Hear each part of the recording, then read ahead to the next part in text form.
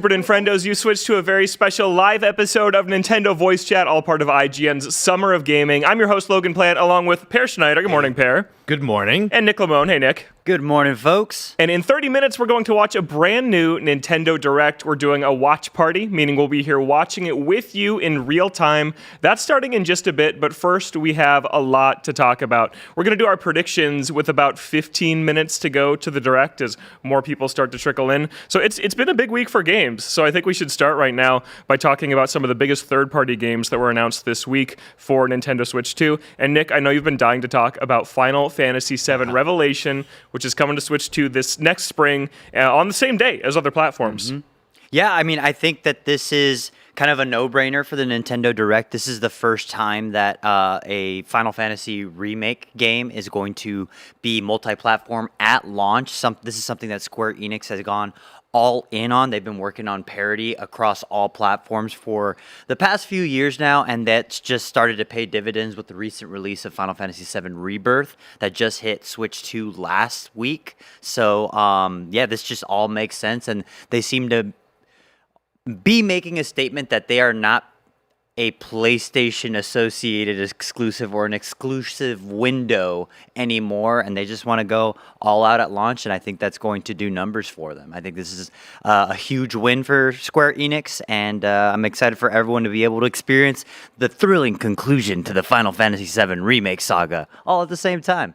Yeah, and we saw a couple screenshots on Nintendo's website of what this game looks like on Switch 2. It's a stunner. Like, I've been very impressed with Square Enix's output so far on the console. Per, do you care about this one at all?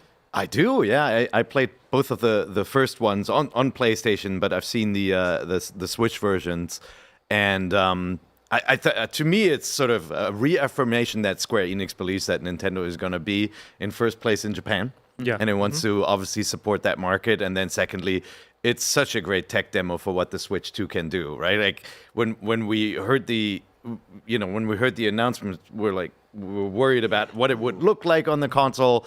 The fact that they pulled off the second one, which has all the open world components, and that it looks that good while playing it, I think just bodes well for the third one as well.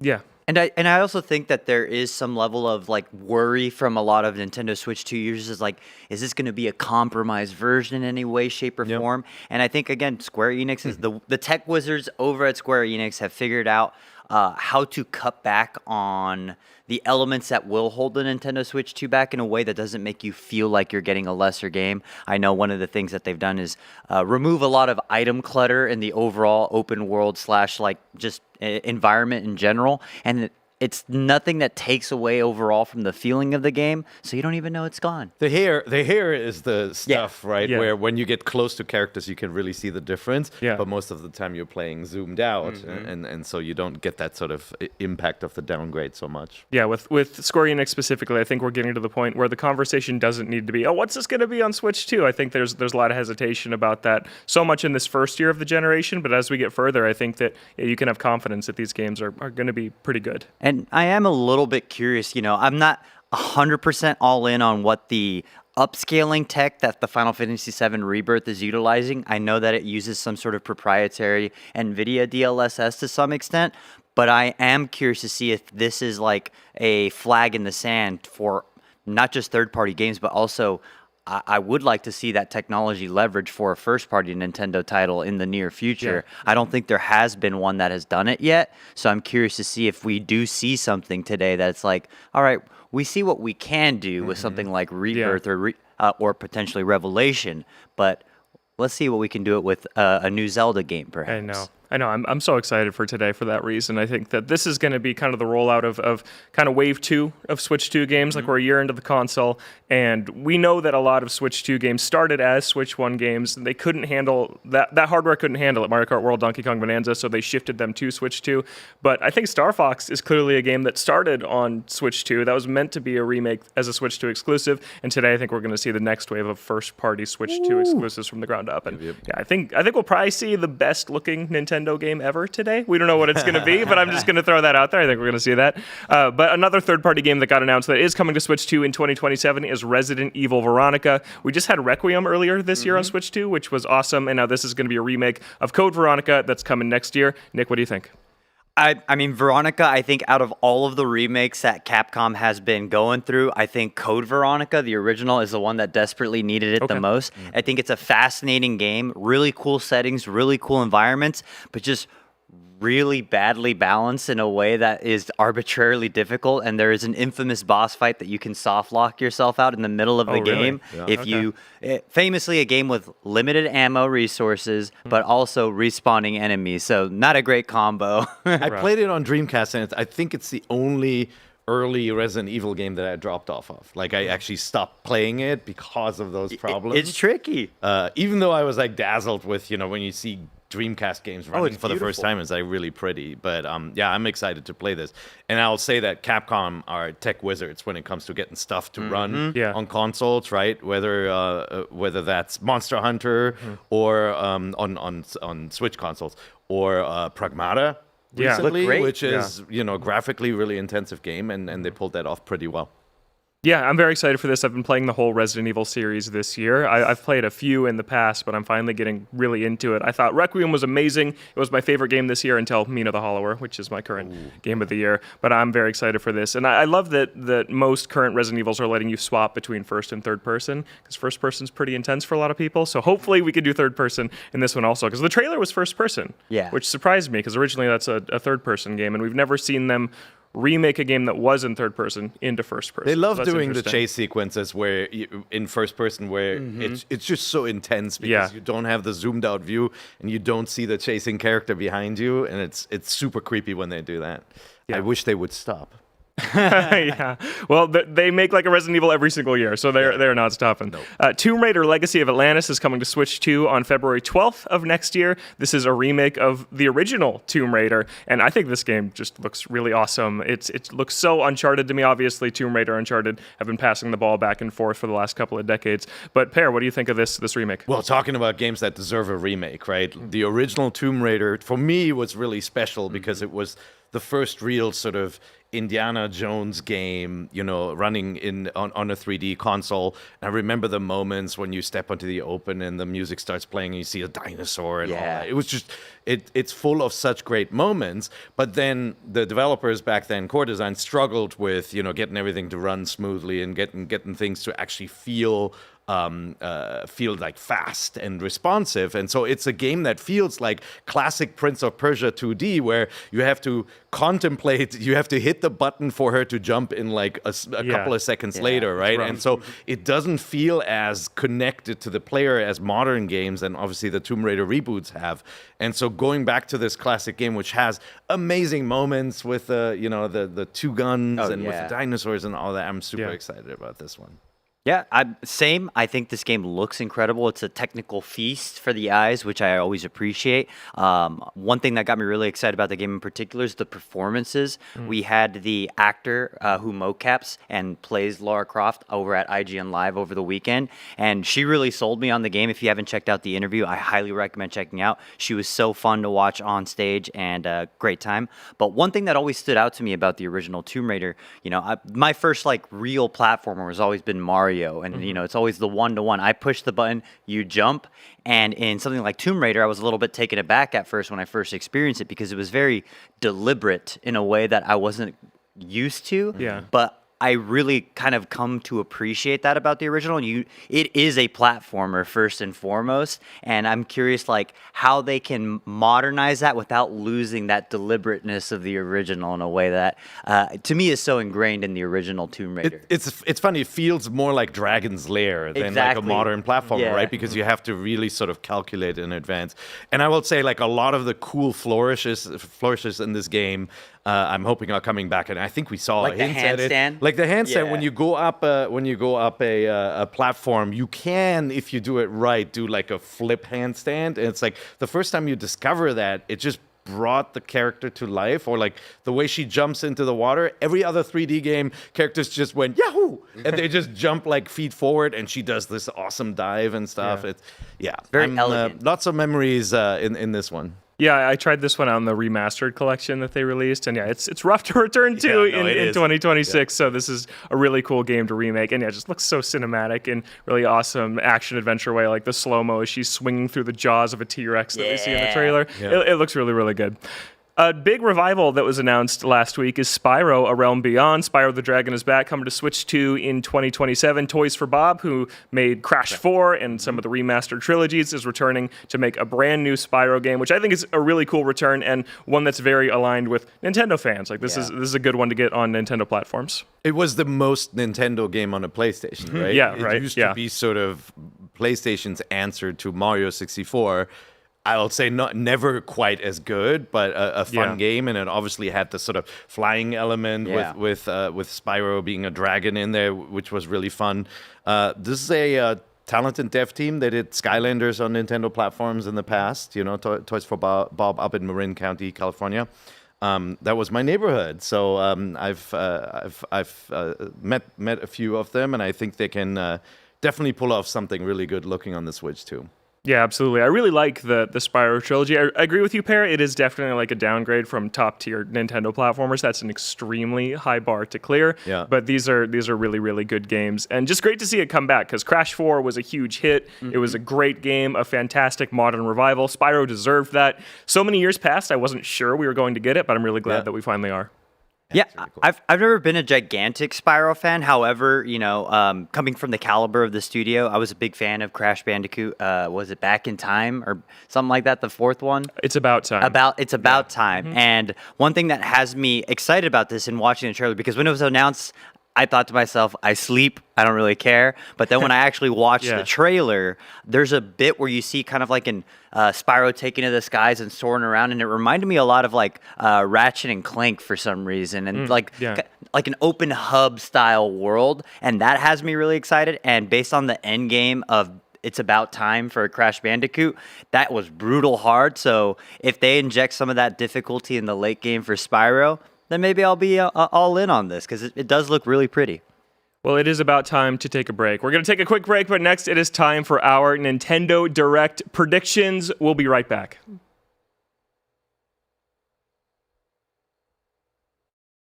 IGN Summer of Gaming is presented by Evil Dead Burn, only in theaters July 10th. The average Cinefix movie list features nearly 100 different films and approximately 25 minutes worth of wall-to-wall deep dive analysis. To simulate that pace for this 30-second ad, we're featuring 26 different films, and before you say it, no, that math does not check out. We're not math people, we're movie people. We can't even count down from 10 without ending up at, like, 96. Subscribe to IGN Movies and TV for more Cinefix movie lists. Bad at math, great at movies. Can't find that final collectible you're missing? IGN strategy guides and interactive maps are here to help. One step at a time. IGN guides are trusted by millions, easy to use, and best of all, free. IGN has the very best, most complete and accurate guides for Shadow of the Erdtree, Baldur's Gate 3, Tears of the Kingdom, and so much more. See? It's good, right? Every guide is tested and verified for you by experts. Just search for IGN when you search for guides.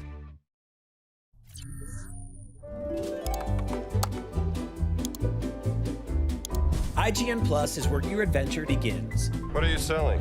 Plus is the place to get unlimited access to all the tools you need to beat your games. Here's what you need to know for bringing down Gloomspawn. Plus, awesome exclusive discounts on IGN Store. Maybe this would tease open your money pouch. Plus, ad-free browsing on IGN.com.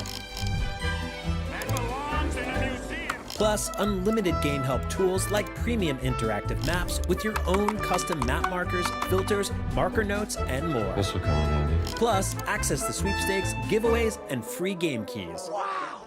Exactly. Want more? Head to IGN.com/plus and start your adventure today.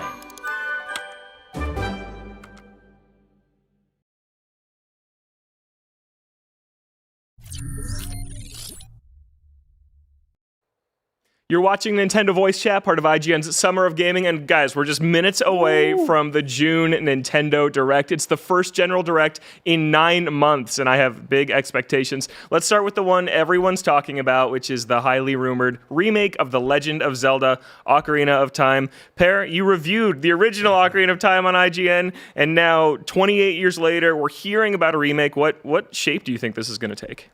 Look, we already got a remake of this game on We the did, yeah. 3DS, and A very was- good one. It was Good- yeah. very nice. I mean, it's not apparent when you play the game as to how much work they really did Yeah. in making this remake. Like the geometry, a lot of the areas are completely changed. To sort of keep pace with modern platforms. The old game had a lot of tapestry and pre-rendered stuff in the background, and they created real geometry. I'm expecting something along those lines, where now, if the game is running on a more powerful console, and the Switch 2 is very, very capable, that we see something that is actually visually more...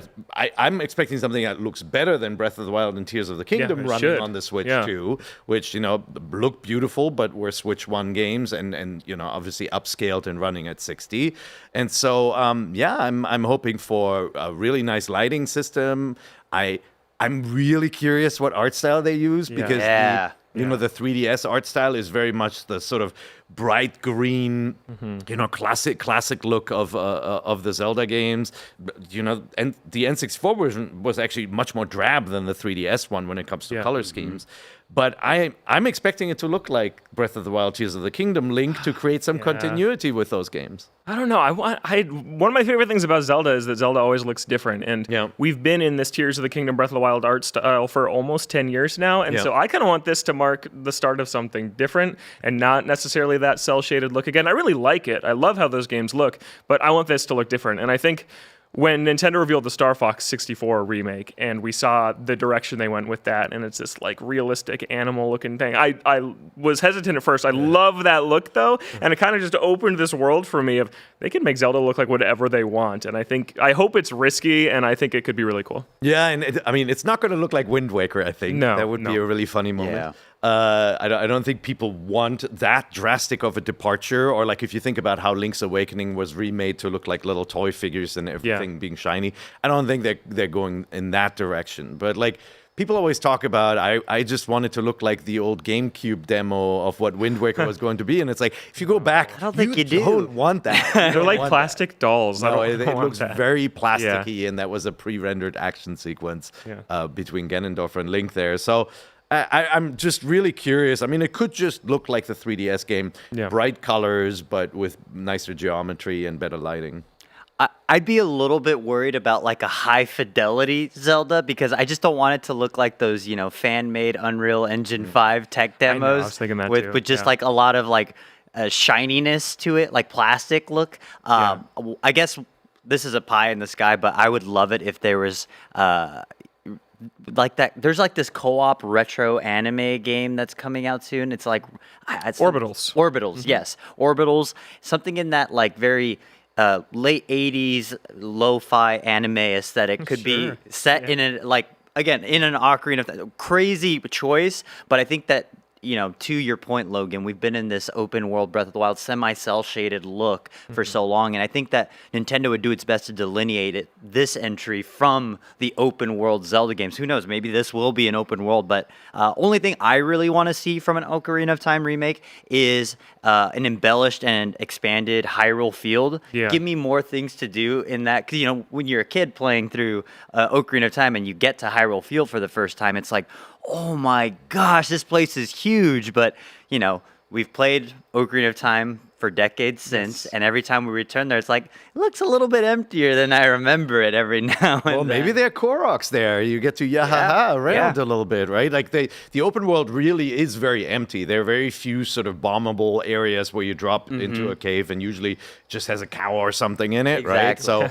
So, it would be nice to add a little bit more there. Well, let me tell you my dream, which is that I think a lot of people want a very faithful remake and just want to return to Ocarina of Time. And my take is I still find the 3DS version very playable. The original's still on Nintendo Yes. Switch Online. Like if Nintendo's working on a Zelda game, like I want Nintendo to work on a Zelda game. I want them to, like A Link Between Worlds I think about. That game started as a remake of A Link to the Past on 3DS. And then they said, oh, we have this idea to merge into the wall. And then it became an entirely different game. It's a sequel in the same world. Yeah. I want Nintendo to take a risk with Ocarina of Time and say, let's take this framework of this adventure that everybody knows and like make it like the Great Plateau in Breath of the Wild, which is the best part of that game. It's this self-contained but completely open area. It's like, I don't know, I think Ocarina of Time but feels like the Great Plateau, where you can climb over these mountains and go into these towns and areas in any order you want, but they still have these bespoke linear dungeons. I think that it could be a really cool way for them to experiment with, well, how do we incorporate dungeons with key items that people love and miss into a more open format, and then take those learnings into the next enormous 120-hour open world Zelda. That's what I want this to be. I don't know if it's going to be. I don't. That would mean it being the A project that they put NCL's team in Japan on it, and they pause development of whatever the Breath of the Wild Tears of the Kingdom sequel will be, and dedicate their resources to this, and in which case, they can't resist, right? Yeah. They'll tinker, they'll improve. Suddenly, there's new dungeons and stuff. I doubt it's that, because I think they're also working on the big open world game. Those are so lucrative and so popular. I have a theory for that, which is I think that the next open world Zelda is still fairly early-ish, and we've seen lots of interviews coming out of Nintendo and Monolith Soft. Monolith makes Xenoblade, but they have a second team that assists on the open world Zeldas, and Aonuma, the producer of the Zelda series, has been saying, we want Monolith to make original content for Zelda. So what if, while they're in kind of pre-production in EPD on the next open world Zelda, Monolith makes this remake, and then when they're ready to bring them in for full production, then they all go onto the same project. I think that Monolith's making the Ocarina remake, and I hope we learn that today. That'd be awesome. Yeah. Very talented team. Certainly knows how to do open world stuff. Yeah, absolutely. So that is Zelda Ocarina of Time. I think we're going to see more Zelda stuff too. I think that we're going to see Twilight Princess come to NSO. That game turns 20 this year, and it's Zelda's 40th anniversary, so hopefully they'll do that. The rare GameCube version. Yes, the GameCube version. Yeah. The better version is Left-handed the GameCube Link. version. Left-handed Yes. Yeah, the Wii I can't do the Wii version because the world is flipped from how I know it. So I think we'll see that. I also think we're going to see Star Fox. I think that's our next big first-party game. It's out in a couple of weeks. And Nick, I know you have a prediction about what we might see. I mean, they made a big point to showcase those beautiful cinematics that are going to be in the Star Fox remake, but they make it a point to show you a giant cutscene from the beginning of how James McCloud goes missing, which again was a little bit weird because part of the fun part of James McCloud doing interesting things in the game is the fact that it's so mysterious of why he disappeared. So I suspect that because they are doing so much emphasis and so much like new story content, we're gonna play as James McCloud and maybe whatever his squadron was called. I forget. Star Fox. Just also Star Fox. Yeah, they were Fun original. fact, James McCloud is just Fox with sunglasses, so Yeah. you kind of got that if you get all the you squint. medals in the original. Yeah. But no, I think that's a really good prediction, because I don't think there's much new that there's left to show. Like, I've poured over the footage they showed. I recently replayed Star Fox 64. It is exactly the same game, It is. beat for beat. Yeah. Everything is the same, and it's like, that's because the original is such a well-tuned machine. It really is a wonderful, wonderful game. And so, I mean, I would love something fresh, but I'm not going to be disappointed if it doesn't show. Same. Yeah, I think I agree with you, Nick. I think that there are going to be some extra levels with James. I think Oh man, that'd be so cool. Yeah. I also think that we're going to see amiibo support for Star Fox today, and my prediction is I think they're going to finally release that posable, transformable R-Wing amiibo that Miyamoto talked about 10 years ago that he wanted to make as this How amiibo. much is this going to cost us? Logan? $49.99. Yeah, Pear, you got a spot on your shelf already, Pear? Yeah, I already made room. I have a cupcake acrylic riser so that I can tier them just in case. Okay, This man great. amiibos. Yeah, it's a big You should see his collection. office. It's awesome. But I'm excited to see more Star Fox. I previewed this game a couple of weeks ago in New York City, and it's just great. Dude, look at Zone S, how good this level it's looks beautiful. now with the water. This is one of the all-time classic amazing levels. Yes. Nikio, with the best freaking shortcut. Pear, You can hit it. talk to me about Fire Emblem. I think it's time. Nintendo hasn't shown a Fire Emblem game in a while, and that includes, issuing remakes or re-releases on online. Fortune's Weave is finally going to reveal itself. Obviously, we got a nice tease at the announcement, but how long has it been? That was last September. That was the last General Direct. So this is presumably a this year game. Yeah. I could imagine if Ocarina of Time is a big holiday game, I could imagine them putting this into February of next year, which if you watched any of the other Xbox, PlayStation presentations, next Q1 is going to be Q1, Q2 are going to be packed. If Yes. everyone announced with a February date is actually coming out, it'll be very, very packed. And Nintendo hasn't plopped something into that time frame yet. So. Yeah, like, I'm a huge Fire Emblem guy. I discovered the series on the Super Famicom before it came to the West and played the Japanese editions. Genealogy of the Holy War. Thracia, all that stuff back then, and I reviewed the first GameCube iteration when it came out here. Recently replayed all of them. GameCube, Nice. GBA, both GBA titles.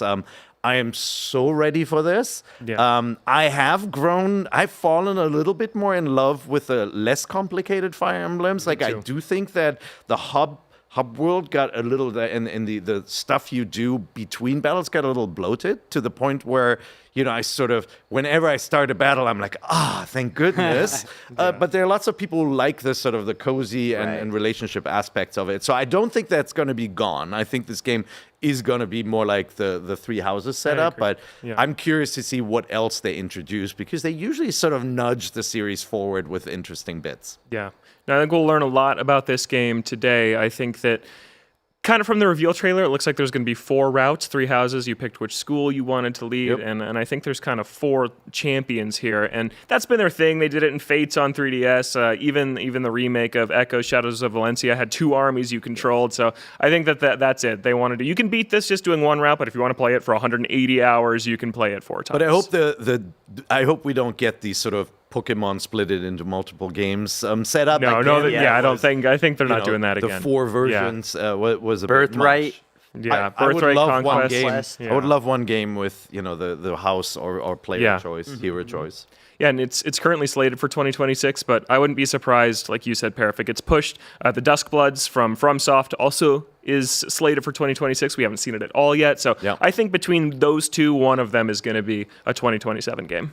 Yep. I think Duskbloods is 100% going to be an October game. Okay, this year? You think it yeah, makes it? I think that's Yeah. coming out this Okay. year. I think it's about time we see this. I think we're going to get a healthy portion of some FromSoft in today's show, especially in this. When this was first revealed, I was not particularly. I was excited, but I wasn't really enthused because I'm not a huge Extraction guy. Yeah. However, that has since changed with the advent of Marathon. Nice. I'm all in on Marathon, and also Night Rain. Elden Ring Night Rain was incredible. So knowing that they understand that formula and they can make something compelling, and it has this gothic wrapping around it, I'm all in. I cannot wait for this. Please give it to me, Miyazaki. We have just about 1 minute to go until the Nintendo Direct. Nick, final prediction. Pie in the Sky. Yeah.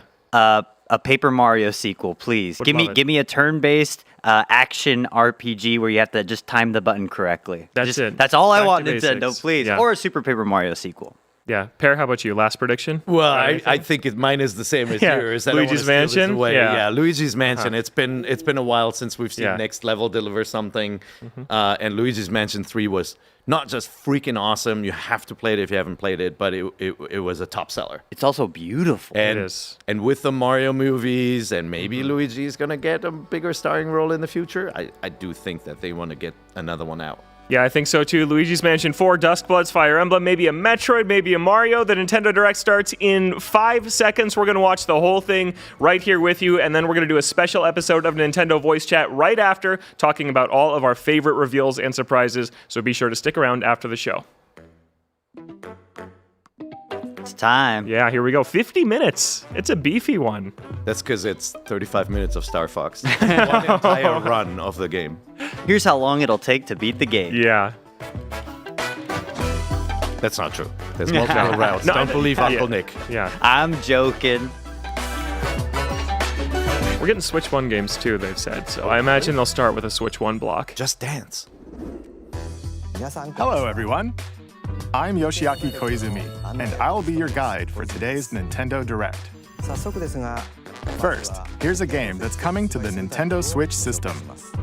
Ding ding. Please, Number 1. take a look at this.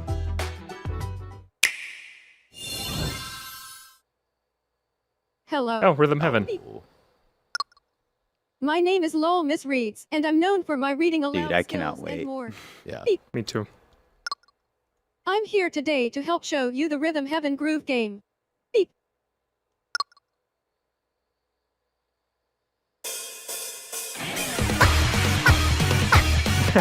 This rocks.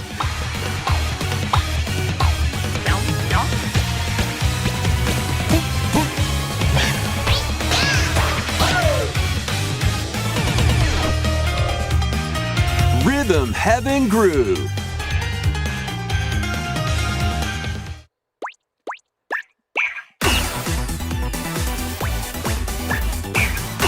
Playing this game is pretty simple. Just get into the groove and press the correct button. That's all there is to it. But it's not always the same rhythm. Listen carefully to the beat. Find your flow, and you'll be able to feel the rhythm. 2, 3, 4, now. I'm so happy this franchise is back. 2, It's really 3, good. now. Yeah. It's like 2, now. laugh out loud 2, 3, games. now. Yeah. Over 80 all-new rhythm games are included. And I also just as you love play its art through the style. game, Yeah. you can unlock different modes. For example, The kingdom's everlasting peace rests on your shoulders. Finally, you're awake. go forth, magician, I can't lose. and use the magical power of rhythm to beat monsters. Welcome back, Mother 3. Yeah. Cast a fire spell with BA, BA, and a healing spell with B down A, B down A, like that. That looks great. So you really want to fight, huh? What spells will strike a chord against the foes you face? Groove on and tip the scales to victory. It's time for the Who's Got Rhythm quiz show. Plus, there are even more rhythm games in the lineup. Enjoy all of this while playing solo. And Dan, Emily, Leo, Sarah. I love the dispassionate voice. Yes. Yeah, they're super up to into that with 4 like players Tomodachi can Life and enjoy this. dedicated rhythm games. Note the timing and block the arrows. Grab the snack at exactly 3 o'clock. Or aim for 3 o'clock on the dot. Grab the snack. There are over 30 cooperative Oh, that's a classic, games yep. to play. Get into the groove solo. How did they come up with that? Seriously. Rhythm Heaven Groove hits the Nintendo Switch system July 2nd. Awesome. Oh, it's so Pre-orders close. are available now on Nintendo eShop. That was Rhythm Heaven Groove for Nintendo Switch. You'll also be able to play it on the Nintendo Switch 2 system. Please wait just a little longer for its release. From here, we'll introduce games coming to Nintendo Switch 2. Here we go. Oh, that's Some it. games that will also Oh, okay, be available okay. on Nintendo Switch. Let's begin with some headlines. Master the way of the sword. Has this been announced for Switch 2 already? I don't think so. Awesome. I mean, it makes sense. Yeah. Way of RE the engine, Sword, a basically new every entry in RE the engine swordplay game. action Yeah. series is slashing onto Nintendo Switch 2. Yeah, that's awesome. I'll take Toshiro Mifune wherever I can get him. Overrun by monsters known as Genma. Now, Miyamoto Musashi must prove himself beyond measure. Parry. Deflect. And the powerful counterattack Isen. Master these techniques to strike down the enemies in your path. Oni armaments are also at your disposal to turn the tide. Not too of shabby battle. for a handheld game, huh? Yeah, Yeah, this it looks great. awesome. You can even use Joy-Con 2 motion Okay. controls to intuitively slay Genma. As fate. Wonder if they're gonna make Amiibo, because they did for Resident Evil and Pragmata. Oh, in your way? Onimusha. Way I of would the buy an Sword amiibo of launches this on one. Nintendo Switch 2, September 25th. Pre-orders begin later today on Nintendo eShop. Your unwritten epic begins. Dragon's Dogma 2 Dark Arisen Wow. is heading to Nintendo Oh, Switch Dark 2. Arisen. So this is an expanded version of Dragon's Dogma 2. That's cool. Slaying the dragon who was taken People your were heart. suspecting that this would get a Dark Arisen In this version. expanded version That's of the same Dragon's subtitles Dogma the first 2, one's explore expansion, the right? new Yeah. land of Norgan. Seek out spoils, then appraise them to reveal new weapons, armor, or skills. With these arms at the ready, take down powerful monsters in this single-player action RPG adventure. From a fighter specializing in close-range combat to a mage skilled in spell casting, choose the vocation that fits your playstyle. Plus, you can lead up to 3 pawns, custom companions who act on their own. It looks nice. When These taking games on rock so massive hard. monsters, you can climb them to strike their weak points. Fighting alongside your pawns is key to victory. In a world between dark and light, embark on an adventure and tell a tale all your own. What fate awaits the Arisen and their pawns? Dragon's Dogma 2 Dark Arisen launches on Nintendo It's Switch wild 2 that October Nintendo gets 9th. the announced the Dark Arisen version. Otherworldly Yeah. endeavors await in these games.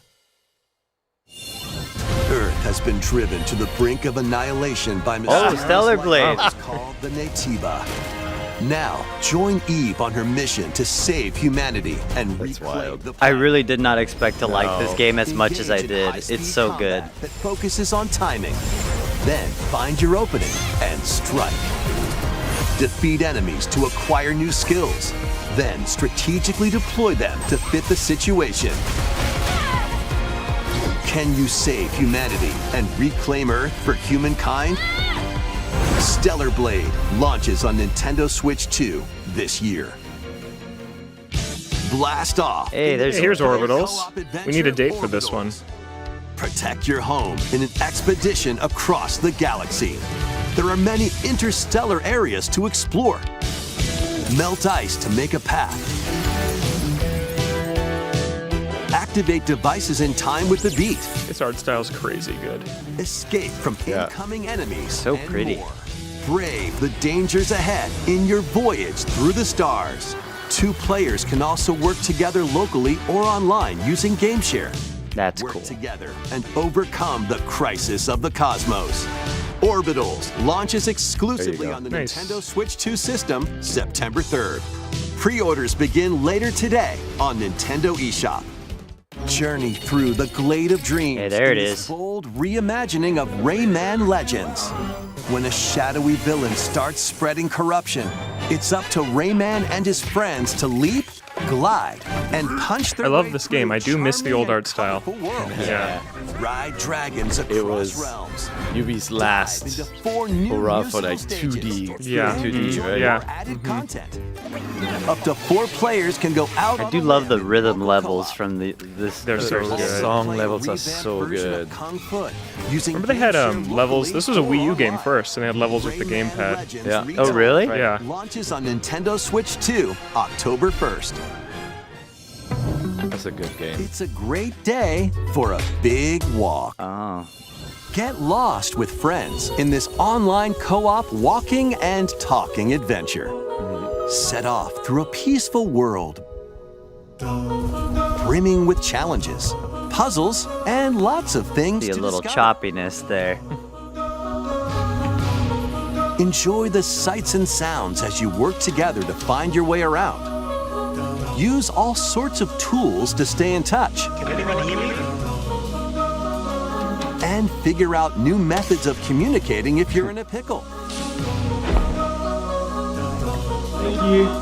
They might even be a little unconventional. And if you're not quite up to adventuring, you can always just relax with your pals. Enjoy the sunset, dance the night away, or steal something from a friend and kick it into the ocean. You know, the usual stuff. You can also use mouse controls or hang out with friends using cross-platform play. After all, spending Cross-platform quality Switch time 2? together is the best part of a big walk. Strolling onto Nintendo Switch 2, August 4th. Season the seas.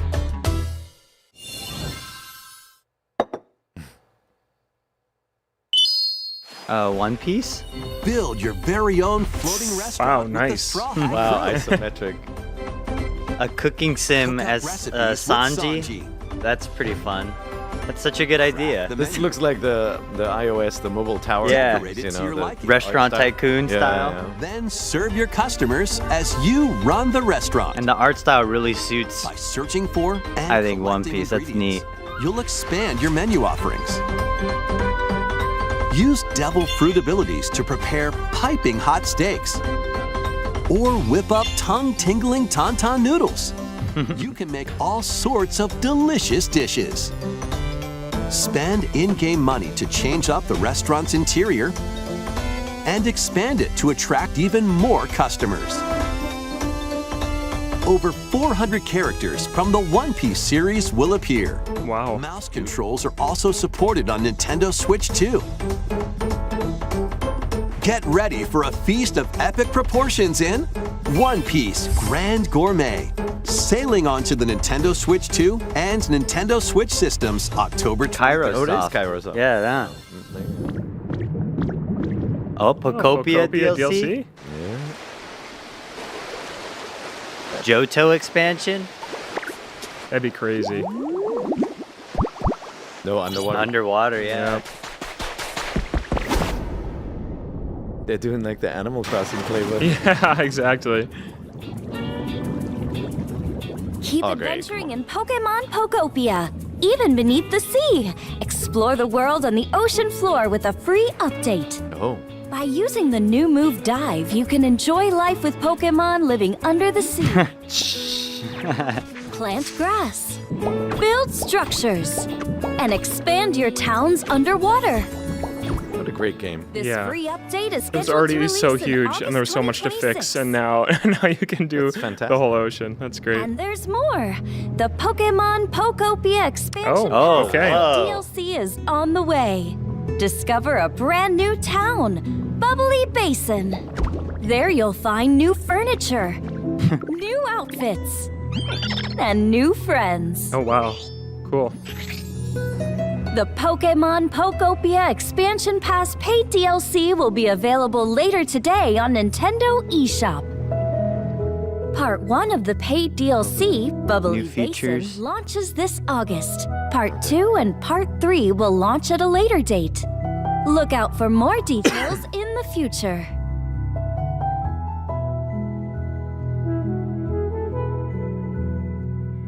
What a game. Yeah.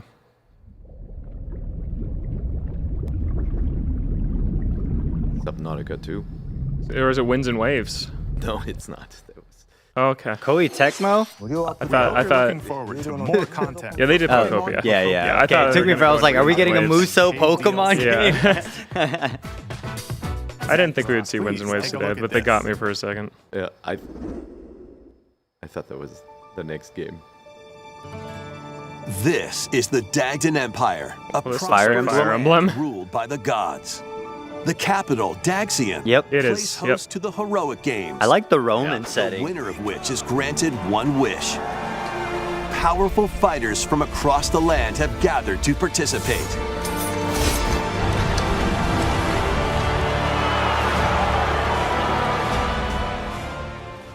So happy. The story revolves around 4 heroes. Kai, a young boy determined to win the games to save his imprisoned father. Dietrich, a swordsman ever on the hunt for a stronger foe. Theodora, a queen seeking to fulfill the long-held dream of her homeland. And Lita, a musician with her sights set on revenge. Guide whichever character you choose to victory Yep. as they 4 weave routes. their own unique This looks tale. good. Yeah. Between matches, you can strengthen your forces in different ways. Hone your techniques free at the time. training grounds.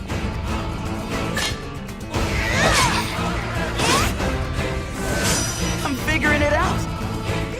Recruit new allies. Or travel beyond Daxian's walls to gain experience. Oh, cool. That's cool. How you spend your free time is up to you. Dungeon crawler? Yeah, Takes yeah. the form of turn-based tactical battles. Consider your weapon's range and your unit's strengths on the battlefield. Plus, each of the 4 main characters comes with their own special techniques. By using these techniques to the fullest, you might turn the tide of battle. Rejoice with me at the advent of the underworld. You look upon the promised one, who will route you here and guide the living is it to like salvation. Sacred Blade bringing in a lot of monsters. Yeah, it looks like it. To upheave Sacred the Stones, world. sorry. She's the one from Three Houses, right? Yeah, looks like it. The darkest dark.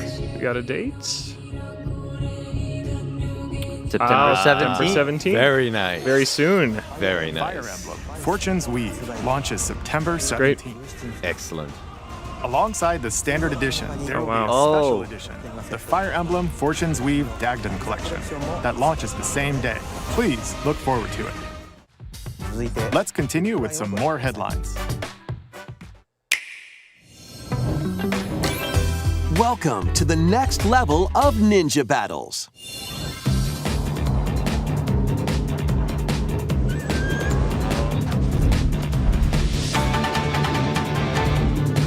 The first part of Ninja 2 is sneaking onto Nintendo Switch Great 2. plateau. Yeah, seriously. After accidentally breaking a forbidden seal, you're stranded on an uncharted planet. Overcome the dangers lurking here to safely return to Earth in this open-world action-adventure. Use Ninja Gum to freely traverse this vast world in search of clues to get back home. Movement? You can also blow a bubble to float in the air. Defeat enemies blocking your path with weapons crafted from Ninja Gum. You can even summon buddies with Gum Ninjutsu to unleash powerful attacks. Additionally, up to 4 ninja can team up in local, online multiplayer to chew through tough battles. The first part of Ninja 2, The Uncharted Planet, launches exclusively First on the part? Nintendo Switch 2 Early system access next type spring. thing? I've never heard of Ninja, but it's The from DK Gung Ho. Challenge barrels in. Coming to Nintendo Switch King of Online Swing? on Nintendo I think this is Switch 2, the achievement limited thing time that was DK leaked. Challenge event. Limited Take on time. challenges across many Donkey Oh, Kong games awesome. available with Nintendo Classics. Yeah. By completing them, you It's can like earn and enjoy NES Remix, original built into challenge NSO. cards. And if Oh, you have get Donkey Kong cards. Bonanza, you can attempt even more challenges. Oh, there we go. So That's great. It loads up Try the out one's games, geared but for has beginners. bespoke Or challenges. take on developer challenges for something with a bit more punch. Oh my Do they gosh. stream this, Logan? How does it? I don't know. They say you have to have the game. Yeah, 'cause you're in a- that's so cool. But that looked instantaneous. Via the Nintendo Switch online app on the home menu. That's a of your weird I bet Nintendo that's Switch way streamed. to 2. find it. You'll be able to barrel through these limited time challenges. so it starts starting today. Later today. Quick. All right, Yeah. everyone go Look grab what's your out of here. Switch. Donkey Kong Bonanza, DK Island, and Emerald Rush paid DLC. Is there more? Limited time collaboration with Super Mario okay. Brothers is Hey, it's 3D breaking Mario. through. Hey. Enjoy outfits for DK and Paul. Baby Mario and Hey, Baby new Luigi. outfits. Mario and Luigi. Oh no. Plus, there are coins. I feel like I'm like one of the only people that still plays this. Question blocks. Emerald Rush and is more. really fun. Experience Emerald Rush as you've never seen it before with a Super Mario Brothers twist. Sure. This limited time collaboration event will be held in 4 waves with the first wave I would have really beginning liked new later layers today. for DK, but that's cool. Well, trying to do more like service game From stuff, the right? Yeah. creators of Getting people Vampire back in. Survivors. Play cards. A The Jujutsu latest game Kaisen from the expansion. makers of Vampire Vampire Survivors. That's ridiculous. Jujutsu Kaisen Rumble Survivathon casts a spell onto Nintendo Switch 2. Up to 8 Well, players this is can gonna make compete $1 billion. online for the top spot in this Survivors Royale. At the start of a match, players don't battle directly. Instead, take down enemies on your own. It always map looks to so earn simple when points. you watch it, but when you play Each it, time you you earn just can 100 never stop. points, you can add a rule to your run, including ones that hinder other players. The match culminates in a head-to-head final battle between the top 2 players. Who will be the final survivor? See, I love it More when we than get 20 anime games with characters a from the very Jujutsu Kaisen unique series appear. genre Characters can be unlocked of game. just by playing. Battle online with players near and far, or go it alone against computer-controlled opponents. Exorcise curses, dominate rivals, and rise to the top. Jujutsu Kaisen Rumble Survivathon launches on What a Nintendo name. Switch 2. Survivathon. Like Square Enix is jealous of this. You up for the challenge in these games. Brutal, unforgiving battles storm onto Nintendo Switch 2. In a forsaken world, a looming a UE5 darkness game on devours Switch all 2. in its path. It's good. Now, only one kingdom endures. Defy the will of the gods to save what remains of humanity. Master brutal melee combat, devastating sorceries, and lethal ranged attacks. Test your mettle against towering abominations on your journey across the realms of the living and the dead. A hero must rise for a god to fall. Lords of the Fallen 2 launches on Nintendo Switch 2 this fall.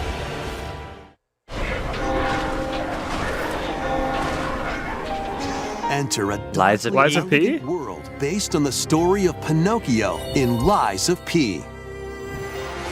In a city under siege, you must fight rampaging And they're putting mechanical everything on puppets Switch and 2. Yeah. seek the cause It's of this upheaval finally like while true parody, it confronting your feels own like. humanity. It's great. Take on enemies using customizable weapons and prosthetic arms that allow you to swap between Great game. different I love abilities. Lies of P. Cool. Know this, the lies you tell will alter your fate.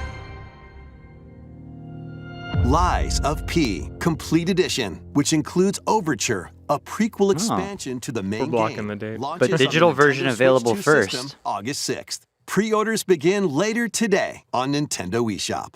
Nice. The most recent entry in the legendary Devil May Cry Hey, series. Capcom acknowledged Devil May To Cry. Nintendo Let's Switch go. 2. There's a ton of Capcom games in this. Dante, Another RE engine game. Yeah. each armed with different battle styles. Devil May Cry As you 5 is fight so off good. Hordes of demons and epic bosses. Pull off stylish attacks, dodges, and combos with your vast arsenal of weapons and skills. Enjoy thrilling, high-octane combat at 60 frames per second in both TV mode and handheld mode. Plus, additional content such as battle tracks, character colors, and Devil Breaker weapons for Nero are included. Devil May Cry 5 Devil Hunter Edition launches on Nintendo I should Switch replay 2, this one. June 23rd. Pre-orders begin later today on Nintendo eShop. Third-party lineup finally filling in here, huh? Yeah. Oh, here we Oh, go. Vanillaware and Marvelous? Yeah. 6 souls Miramasa? to forge their Demon own Blade. destinies. So you're looking for some runaway ninja named Kisuke. We still have some unfinished business in this world. I shall make him pay. Let's show him we farmers have spirit. You've sentenced me to die 7 days from now? I'd start repenting if I were you. An action RPG for the ages. What fate awaits those who wield the demon blades? Rebirth. Muramasa, Revenant Blades. This was originally on Wii, right? Ages ago.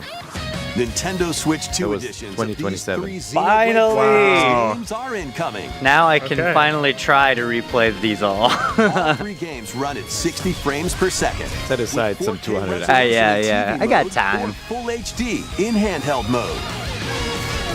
Thank goodness. These games In-game needed the Switch cutscenes 2 also port. have enhanced resolution and frame rate. They're good because only that- X got one this year and it was Yeah. really, really bad. But you can travel on a high-speed vehicle in the first game. Sure. Control blades to fight mercenary squad battles in the second. And put your strength to the test against waves of enemies in the third. Oh, so that's like a rogue. That looks like a There's also roguelite. variety of other content added to each of the 3 games. More details will be revealed at a later date. They're gonna make some huge trilogy like special edition. The digital version of Xenoblade Chronicles Definitive Later Edition, today. Nintendo Switch 2 Edition, and the upgrade pack will be available later today. $19.99, I would The physical version presume. launches on July 30th. The Nintendo Switch 2 editions of Xenoblade Chronicles 2 and Xenoblade Chronicles 3 will be available on the dates shown on screen. You get about a couple months to beat each game. It's easy. Yeah. Xenoblade Chronicles need a games year. are getting Nintendo Switch 2 editions. New features will be added to each title, so we hope you'll check them out. And a new story in the Xenoblade series is about to begin. What? Here are Wow. some early moments from the game. Here's what Monolith Soft was doing. Yep. I love that they don't give up on this. アニマは世界の源であった。水も火も風も世界を構成するそのすべては Wow. 大地を流れるアニマが形を変えたものだった。そして戦いを決するのはいつもアニマとその力を自在に振るう騎士だった。この剣の名に恥じぬよう精進します。ここがリューコス。その石はアニマ晶石。騎士の力を増幅させるだけでなく、そのものの行動や思いも刻みます。これからのあなたの学院生活のすべてがその石と共にあると思ってください。 Going a little Fire Emblem there. Yeah, at the academy. Yeah, This looks so pretty. it does. Oh, 力の使い方なんとなく Looks like the thing in Attack of the Clones. 人殺しの職業だ。奪われた側はどう思うんだろうな。真実見つけてみない？ these games are the closest you get to like Nausicaa. Yeah. Laputa world. Mm-hmm.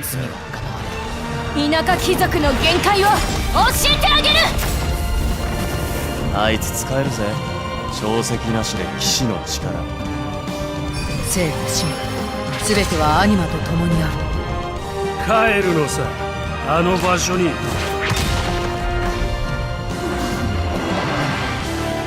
さあ始まるわよ。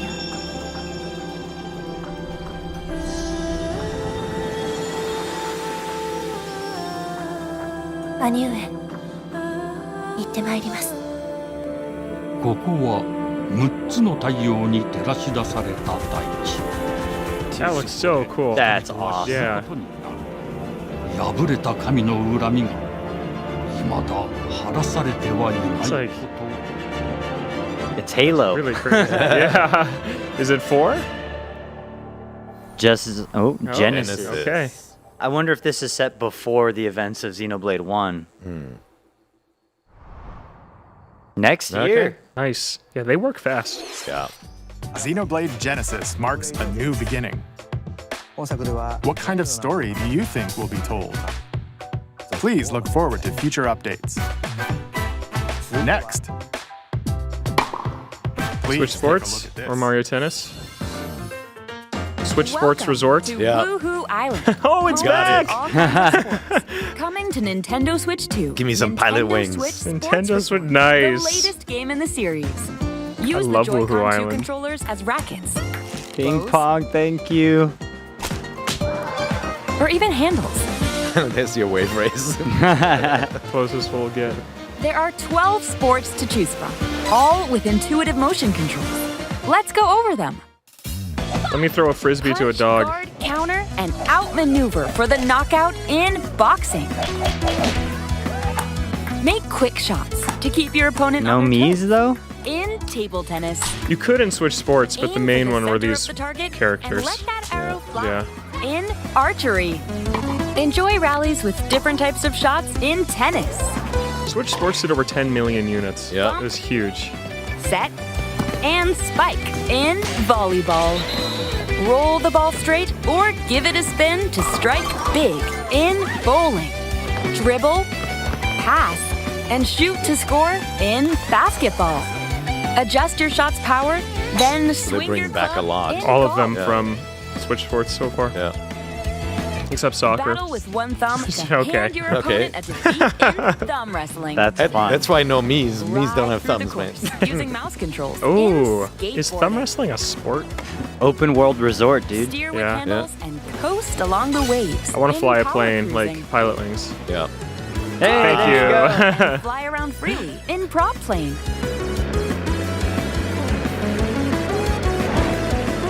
Plus, you can warm up for these sports jump rope with challenge. Jump rope.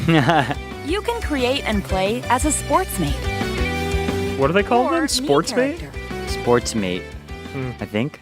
Oh, there's you, Mii. Yep. Yep. I miss Woohoo Island. I do. Logan used to live there. I did. Honestly, just let me walk around Woohoo Island. Yeah, I know. They never do. Nintendo Switch Sports Resort launches October. exclusively on the Nintendo That's a weird Switch 2 fall game. system Why should be a October summer 22nd. game? Pre-orders begin later today on Nintendo 22nd. eShop. Nintendo Switch Sports Resort is coming to Nintendo Switch 2. We showed all the sports included, but since we have the opportunity, let's try one of the new sports, thumb wrestling. Gameplay demo from Before the Koizumi. match, let's go over the rules. Hold down your opponent's thumb for 3 seconds, and you'll win.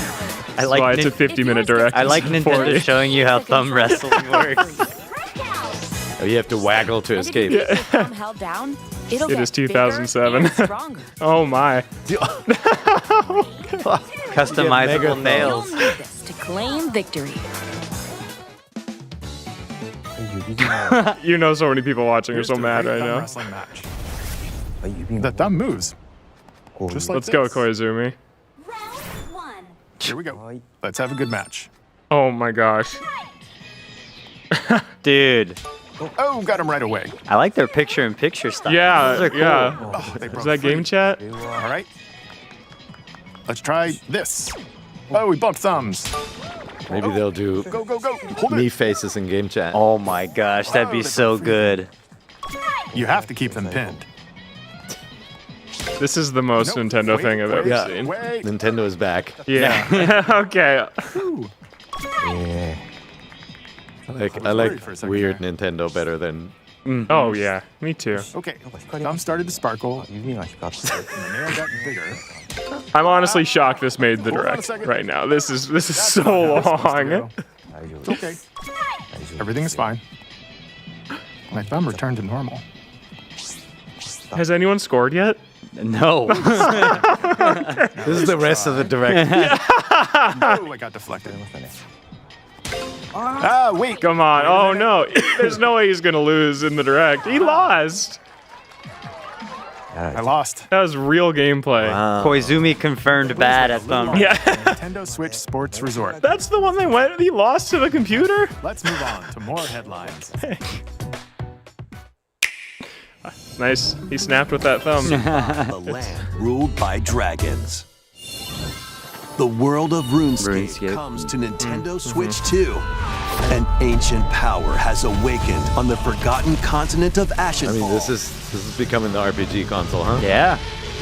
Explore a land Open world infused with RPGs magic on the go. and uncover lost secrets on your journey to face the Dragon Queen.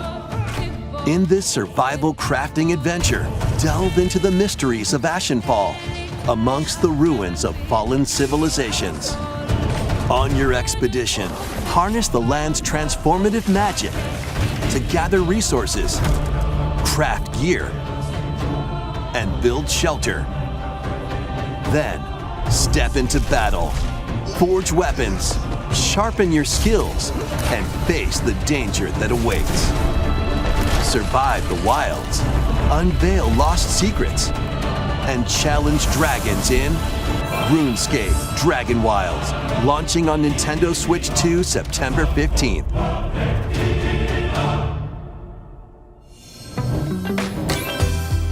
Get on board for these games.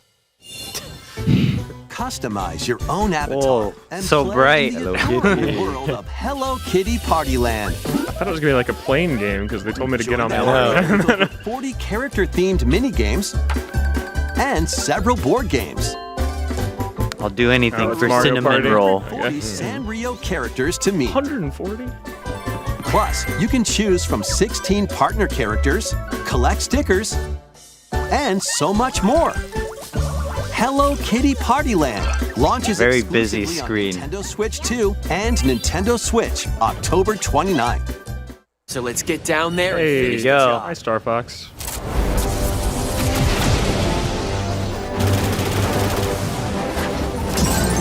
Blast off for adventure across the Lilat system with Fox McCloud and his crew. Well done, Fox.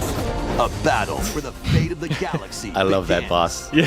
The one you have to throw Star bombs Fox at. launches on Nintendo Switch 2, June 25th. Is it a reminder, or are they gonna show something Free new? demo that includes Oh, a tutorial, that's great. And one of the game's opening stages like will half the be game. available Yeah, okay, me later too. on Nintendo eShop. You're getting one of the great stages. Yeah, cool.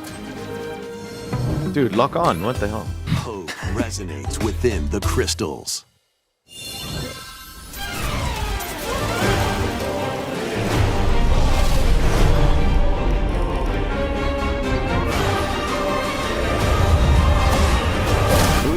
Cool. Oh, is that a black mage? Is this a Final Fantasy thing? Whoa. Well, they said crystals. Get ready for the first Final Fantasy game in HD 2D. Oh, yes. Oh, That's awesome. This is Oh, I like- Whoa. the behind the back Yeah. looks cool. That was cool. It's a little bit different from what we've seen in Octopath, though. The style. Yeah. Lies on the brink of annihilation. That looks like Golbez. Now, Rain, a knight of Grandshell, That Cloud? must journey across the realm with his companions to stop the Veritas. This looks really awesome. Thrilling turn-based battles call upon visions. Yep. Iconic There he Final is. Fantasy heroes from other worlds to take down Omnislash. monsters. Can you uncover the truth behind the Veritas? This looks cool. And the secrets the crystals hold. Oh, I'm into it. Final Fantasy Resonance Wow. launches on the Nintendo Switch 2 and Nintendo Switch systems October 22nd. Oh, Switch in, Switch 2. Weird, whimsical world is waiting. There's so many RPGs. Piku Niku returns in a new 3D puzzle exploration adventure. What Yeah. do giant fruit, malevolent robot frogs, and an all-powerful potato have in looks common? Nothing. Other than a shadowy conspiracy, of course. Meet a cavalcade of curious characters, each with their own problems and puzzles to solve. But beneath this seemingly happy world lies a sinister plot to squeeze the locals for all they're worth. Time to join the resistance by using Piku's surprising abilities. Help solve the people's problems in surprising and downright oddball ways. Feeling baffled by these affable denizens? Embrace these strange encounters and bring about an ultimate understanding. And in this sequel, navigate and explore in full 3D as you discover the secrets of this vivid, colorful world. Get ready to wander, solve, and gossip in Piku Niku 2. I like the Launching fry on guy with the Nintendo mustache. Switch Yeah. 2 next year. There's so much alliteration in this particular presentation. Prepare for Dragon Quest Builders? all new monster-filled adventure. Or monsters. They did just announce a Oh, monsters Monsters, at yeah, the that's Dragon right. Quest event. Yeah, I think this is the one that's a spin-off of the Hand of the Five? Heavenly Yeah. Bride. Find themselves Yeah. lost in the Yeah, that's kingdom. what Because Bianca? these are two of the like marriage candidates in the game. There, they So it's gain like the a power what to if, turn monsters into friends. I would assume.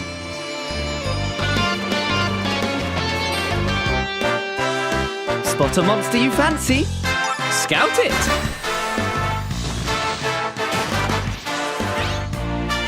I've never played any of the monsters Win ones. it over, and it'll fight by your side. They're the creature collectors like Pokemon.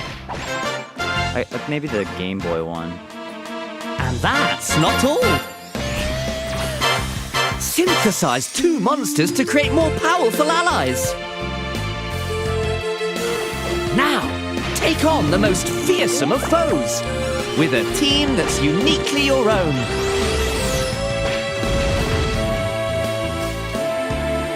Adventure is calling, and it's monstrously fun. Dragon Quest Monsters, the Wizard World. Another one. That's funny because when they announced it, it sounded like it was far off, but I guess they just couldn't show it because it was going to be here. Yeah. Let's hear it. Duskbloods?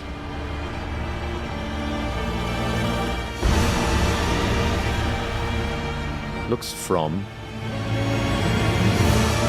Yep. Yeah. Finally. Upon the ancient blood sovereign's honor.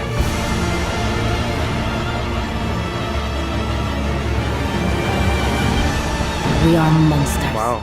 Each vying for blood. You're finally here. Worthy spirit.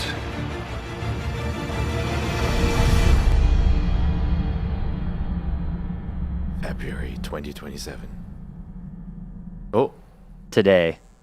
Oh. Summer. Not yet. So that ain't coming this year. No then, huh? way. No. Yeah. Oh, this is staying on the screen for long. Okay. How was that? Next, we have more news about an upcoming treasure hunting game. Treasure hunting. Oh, Raiders. Splatoon Raiders. Oh, yeah. Hey everyone, That's next here's month, some right? Fresh Yeah. news about Splatoon Raiders, a new single-player focused adventure. Check out this neat little place, the hideout ship out on the water. There's Deep Cut, a trio of swashbuckling musicians. And this scrappy individual? That's you. Let's call this handy youth the mechanic. The four of them are using the hideout ship as their hub, hunting for treasure across these landmasses, the Spiralite Islands. All right, time for a quick I'd like to see what a dungeon looks like, because we saw a little dungeon menu in an earlier trailer. This is one of the few games I feel like I just actually genuinely know nothing about from Nintendo. Have you ever played Splatoon? I played Splatoon, but Raiders is the one that I just haven't tracked on my radar. This looks cool, though. It's like almost a mix between the single player and the multiplayer modes, you know? Sort of horde defense and the exploration bot. A member of Deep Cut pilots it during your treasure hunts and attacks automatically. Launches you in the air for extra height. And even gets out of the bot to unleash special moves. That's like cool. this. Another also get RPG? support in the form of gadgets. There's one that continuously fires ink after it's placed. Another that slices through enemies. Another that spins ink around you, and more. And the best part, you can use them together.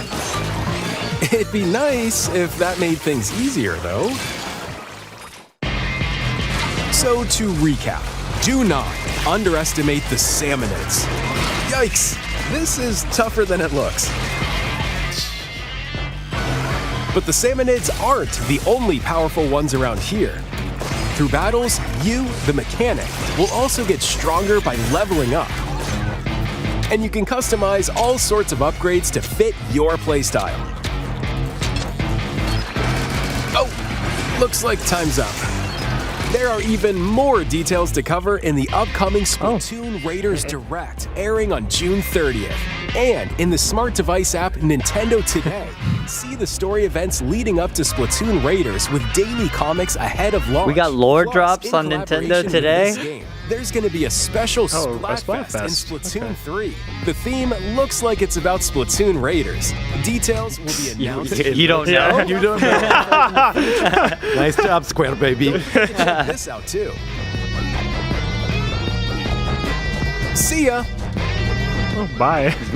All right. See you later. We got 5 minutes left. Yep. So what did you think? Splatoon Raiders about time. is just around the corner. Probably two We'll more also be things. releasing Oh, new hey, treasure pair. hunting Whoa, look how different. Yeah, they're so different. We hope you're looking forward to it. Let's see some more headlines. More headlines. Can I have Ace Attorney 7? That's all I want in this world.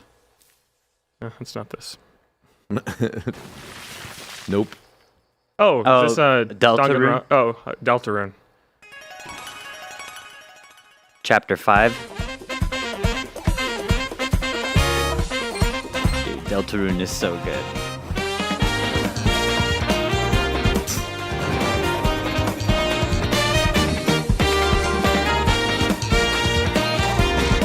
I can't believe they got this to run on Switch too. This is Mother 4, actually. Yeah, I know. Or 5. Oh, when's it launching? Chapter 5 launching? June 24th. June 24th. Oh no, is this a definitive version of Metaphor? Do I have to replay this game? Kingless. New content? Whosoever hath truly earned the greatest faith of the citizenry shall ascend to throne and crown by right of kings. This is the United Kingdom of Uchronia. Oh, just Metaphor Fantasia. Okay, tribes. it's just coming to The next king platform. shall be decided by the will of the people. By decree Solid of the king, RPG. as his face floats in the sky, the tournament for the throne begins. As the realm grapples. Didn't this get Game of the I Year was from just gonna IGN? say, solid Game of the Year. Yeah, fair enough. I'm not As wrong. one of the throne's candidates, you'll travel across the kingdom, I like this. forging I played it. bonds with compelling characters along the way. Various enemies stand in your path. This battle's ours. There are monsters roaming this world, You'll feel this one! as well as other candidates, and strange beasts known as humans. Control your destiny and change the world in Metaphor ReFantasio, launching on the Nintendo Switch 2 system November 12th. Create, explore, survive. A dedicated Nintendo Switch 2 version of Minecraft. 120 frames per second, 4K. Let's Mouse go, controls, baby. for sure. Oh yeah. On Nintendo Switch 2 with support for vibrant visuals. Support. And embark on a journey across a world with enhanced lighting love and Minecraft. shadow effects. Plus, Nintendo Switch worlds can be carried over, so you can pick up right where you left off. What will you create next? Minecraft launches on Nintendo Switch 2 this year.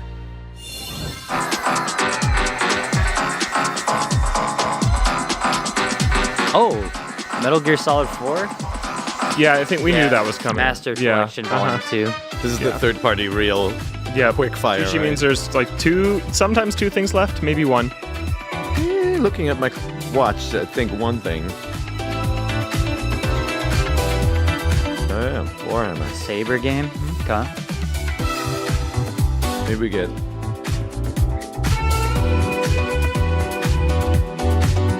Ooh. Observer is a good horror game with Rutger Hauer in it.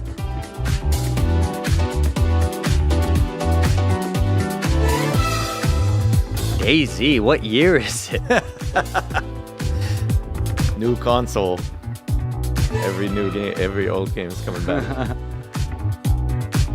It was a 2 collection. Hey, I don't think they've shown Peace Walker gameplay. Oh. Later today. That was a great game. Tales of Eternia. Whoa.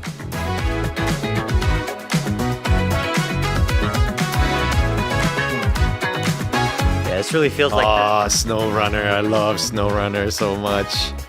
You and Seth Macy. Getting stuck in the snow has never been as much fun.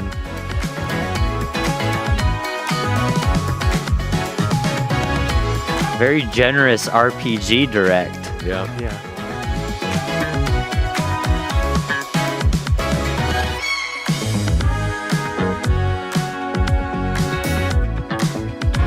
I think we're gonna get a 90-second Nintendo ending teaser. Yeah.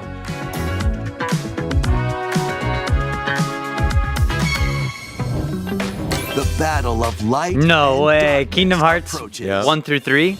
I guess they had a cloud version, Yeah, right? yeah. So Filled with native memorable makes sense. adventures. 3 collections of Kingdom Hearts Oh, games wow, are all the coming collections. to Nintendo Switch 2. Traverse through iconic Disney and Pixar worlds. Befriend all sorts of magical allies.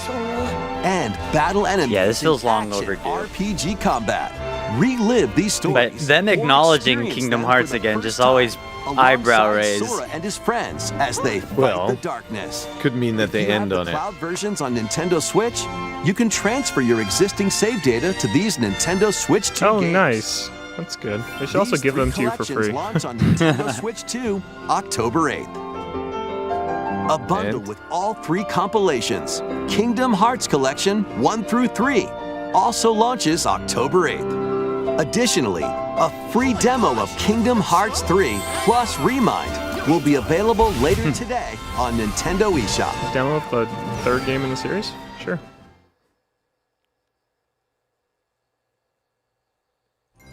And there's more この Kingdom 世 Hearts. 界の No 構造はとて way. も複雑で、私たちが定義する光というものが Organization 13 is back. 存在しなかった。 This is the Shibuya analog. でもそれを定義するものがこの世界に来たことで、この世界にも私たちの定義する闇が現れた。 Wow. Oh my gosh, how did... See, Oh, no way. that was just the warm-up. There you go. Dude. So this is like a continuation of what we've seen already from the trailers.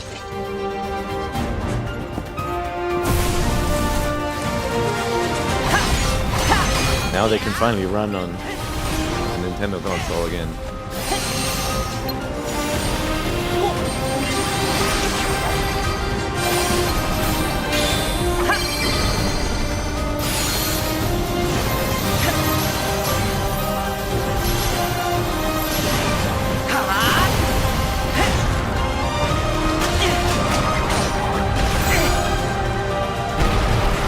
This looks further along than Yeah, looks good. I ever would have thought it would be. Yeah.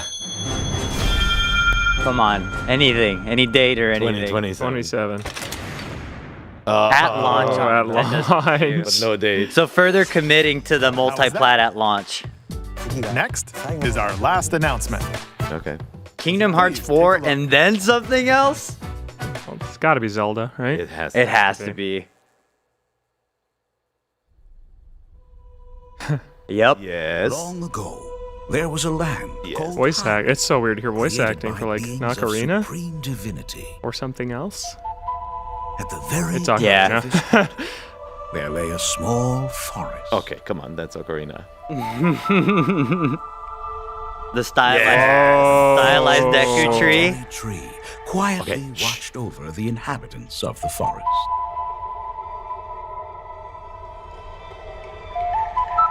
These forest dwellers were called the Kokiri. Each had a fairy companion, and they lived out their innocent lives in these woods.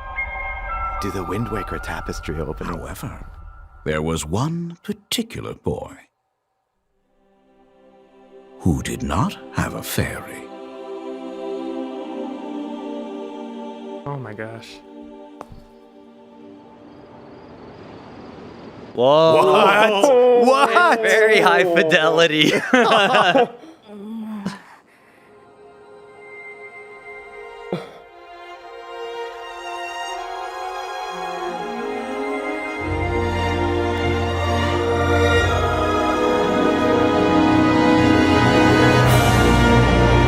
Ocarina of Time. There it is.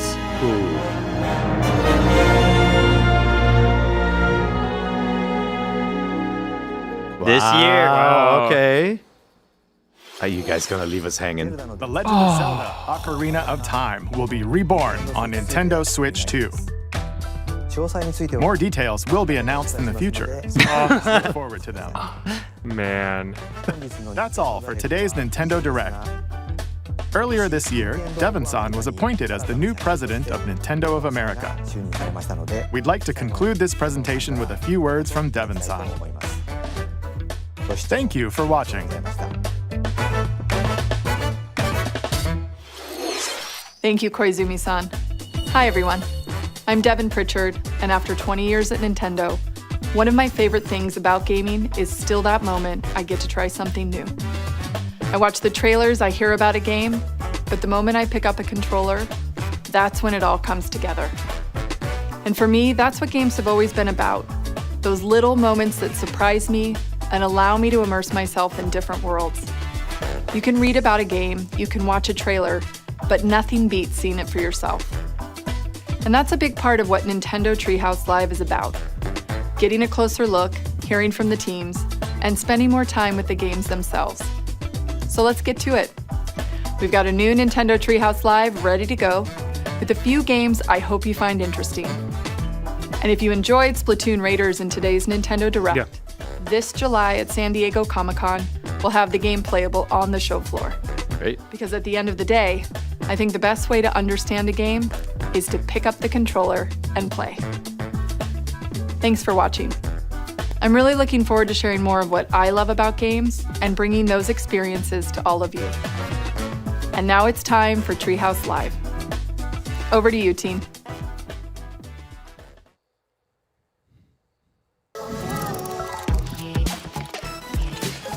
And welcome to Nintendo Voice Chat, part of IGN Summer of Gaming. We just watched a brand new Nintendo Direct, and for the next hour, we're going to break it all down. Kingdom Hearts 4, barely a tease at an Ocarina of Time. Where you're like, I'm Logan Plant, Per Schneider, Nick Lamone. Guys, let's start with Zelda. It was the tiniest look, but it gave me goosebumps. That was it's so good. It was so good. What'd you think, Per?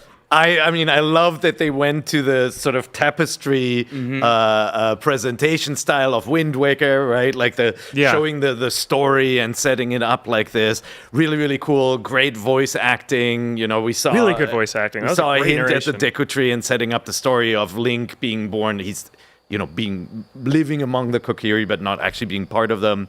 And then obviously setting off his quest to get a fairy of his own. And then you see this short glimpse of Link in a bed with sort of the half tapestry, half actual game world look. Did you see it had a little filter over it? Yeah. We can't tell what this is going to look like just from that, but it looks different from what I imagined. Me too. It looks a lot different, but that transition from the tapestry to the character model, like all of us reacted. It was a really good moment in this trailer. I wish we had seen more. I know. I wish surprised. Just like a dungeon scene, like anything in the like walking into the Great Deku Tree's mouth. But look at this style. It looks like a fairy tale picture book drawing, right? Yeah, and his clothes are different too. Even than like this is it's not a 1-for-1 like just asset flip up res. He looks way different in this game. Yeah. It's a distinct art direction take because the Deku Tree again looks vastly different in the tapestry than what he's ever looked like in any Zelda game ever. Yeah. So I do suspect that this is going to be, have quite a few zags in it. But again, the thing that kind of sent chills through my spine is just hearing that little, the echo of like Saria's song a little bit in there. It's like, and you heard the ocarina play in the background the entire time. I got goosebumps. I can't wait to see more. It's wonderful that this is announced for 2026. So this wasn't a teaser like a Metroid logo teaser saying it's coming in a few years. They're holding back on purpose. They give you just the slightest bit of a tease, and then we'll see what it looks like. But like Ocarina of Time was famous for doing cutscenes in engine, whereas like Final Fantasy went with pre-rendered stuff. This is in-engine cutscenes. And it looks really, really good. So I can't wait to see. We never got a close-up of him sleeping with the Triforce appearing on his hand and all of that. And so that means there'll probably be a lot of cinematics added to this game. Yeah, and voice acting. And just a little thing I noticed at the very end, the logo still has kind of the Legend of Zelda series logo is that ruined look. Yeah, like it's dilapidated like the Breath of the Wild logo is. So it's like, this is a modern Legend of Zelda game. It wasn't the shiny blue and red logo from the original Ocarina of Time. So, I wish we had seen more. And I have to say, man, this is why I don't like leaks. How big of a pop would this have been if we didn't know that this was coming? I just think that's so disappointing because this was such a cool setup, and then that little note of Saria's song, like you said, Nick, like that would have been such an awesome reveal, but we've all been expecting this for a couple of months now, and I just think that that's such a big disappointment because this was a very cool reveal. It is very much evoking what I imagined like the Zelda movie would kind of give off, like with the kind of narrator fairy tale intro transition to, Link sleeping in the bed. I don't know, it just feels like this kind of just sells to me that they're going to adapt Ocarina of Time for the actual movie. I know that they have the Breath of the Wild outfits and whatnot, but I'm like, I don't know. There's just something about it that feels correct for like a cinematic story. So maybe that's all it is. It's just something that's cutscene heavy and it very looks pretty. like what a CG movie adaptation of The Legend of Zelda from with Universal would have looked like, right? Yeah. Can I say, I think I'm going to watch that trailer 400 times until we see that again. Like every time that logo pops and it lights up in the gold hue, I still am getting goosebumps. We've seen it 4 times now. It's going to be so great. And I have even more hope now that it's going to be what we talked about in the pre-show a little bit. More of a reimagining than just a straight remake. Even this is so different. This is such a modern take on Ocarina of Time. And I love that because for so long, I feel like Nintendo is so careful with its darlings. Like when it remakes a game, it sticks very, very close to the script. Like even look at Zelda, like Ocarina 3D, Wind Waker HD, Twilight Princess HD. They're very much like, no, these are the games and we're going to present them in a modern way, but leave it all untouched. And they are flipping that script. Just like Star Fox. And now with this, it's like, let's take our classic N64 games and actually remake them for 2026. It's going to be awesome. This is not the Breath of the Wild style, which is just really cool. Yeah, look at that. Yeah, that's Is he so wearing good. jorts? I mean, to your earlier point, I think this is the dark and gritty Zelda look that people have been kind of clamoring for. It's the closest to that. Since it's not going to be the same cadence of first-party games as the Switch 1 generation, and I think that's a disappointment to a lot of people. And something else I feel is that Nintendo today, they've been announcing a lot of games through their app. Splatoon Raiders has gotten a lot of trailers and content through that. Star Fox got its own dedicated. Direct was no different with or without Nintendo today. Like, Splatoon still gets like a 4-minute block, and Star Fox is still here, and Rhythm Heaven gets a 4-minute thing at the beginning. And these were all things announced outside of the Direct format that it's like, does that free up runtime for other stuff? And the answer is no. Like, it still is all in here. And so I walk away and I'm like, really, the big one is Zelda. We didn't get to see much of that. Xenoblade Genesis is a huge reveal not till next year, and then release dates for stuff like Fire Emblem, Fortune's Weave. So I think it was good. I would not say that this was great, and I'd say that this is just the reality of this generation right now of it's going to take a little longer for Nintendo games to come out, so here's a million third-party games while you wait. It's just a different feel for Nintendo. I think they're more careful, right? Like I referenced the Metroid Prime 4 logo drop. I think they're a little bit more careful of when they announce something. Xenoblade is safe because that team works like clockwork and gets their games out on time, and so they're clearly trying to sort of set up fandom for trying out Xenoblade games. People who've played the old ones going back, getting excited for the future, which is a brand new game, obviously. But yeah, they're way more careful. Like we didn't get a Luigi's Mansion, we didn't get a Mario, right? Like we got some Mario. We got a Mario hat. yeah. So, but that just means Mario's not this year. Yeah. And, that doesn't mean it's not under development or not showable. It just means they're waiting a little bit longer on that. I just think a year ago today, we did not know about like Splatoon Raiders. We didn't know about Pokopia. Star Fox. We didn't know about Pokopia. There's a lot of things we did not know about. And these are games that are out or coming out very soon. So you're right, Per. It's just a different cadence. Like Ocarina of Time is out in the next 6 months, and they didn't show us anything. And, Nintendo can also do the thing where none of us expect it, and they say suddenly on a random Wednesday afternoon, hey, by the way, in 10 minutes, there's going to be a Star Fox Direct, who knows what kind of precedent that type of announcement is going to have for the foreseeable future of bespoke, game-specific Directs, where we just don't even know that they're popping up. Yeah, and I'll say it again. I said it in regards to Zelda, but a lot of this stuff was in that Nate the Hate leak. Like he also mentioned Nintendo Switch Sports Resort. So yeah, he's on the money right now. I personally find that disappointing, and I don't know who it serves really is my thing, because I've been saying this for a couple of months. Be prepared for the internet to kind of rage in disappointment when the Direct doesn't have surprises, because those surprises were spoiled to you months ahead of time, and that's just my big reaction to this. The Elite Beat agents are on the job to track down the leak. I know. I'll never understand how somebody it's got to come from Nintendo affiliated partners that leaks, right? And I don't get, if you work there, why you would want to risk that information getting internet clout, pair easily. But you don't get internet clout because you're in the shadows. If it ever finds you, you're in trouble, right? Yeah, I don't get it either. The other thing I thought was cool was that Devin was in the direct Yeah, at that was the great. end. You Yeah. know, she's obviously has taken over from Bowser. She's awesome. I've met her a few times. You know, she's been with Nintendo for a long time, and really knows games. Would love to see more of her in future directs as well. Yeah. Cool. Well, we are going to take a very quick break, but when we come back, we're going to talk a ton about this Nintendo Direct. We'll talk about Xenoblade Pokopia achievements kind of coming to Nintendo Switch Online in a very interesting way. So don't go anywhere because NVC will be right back right here on IGN Summer of Gaming. IGN Summer of Gaming is presented by Amazon Luna. Here to play.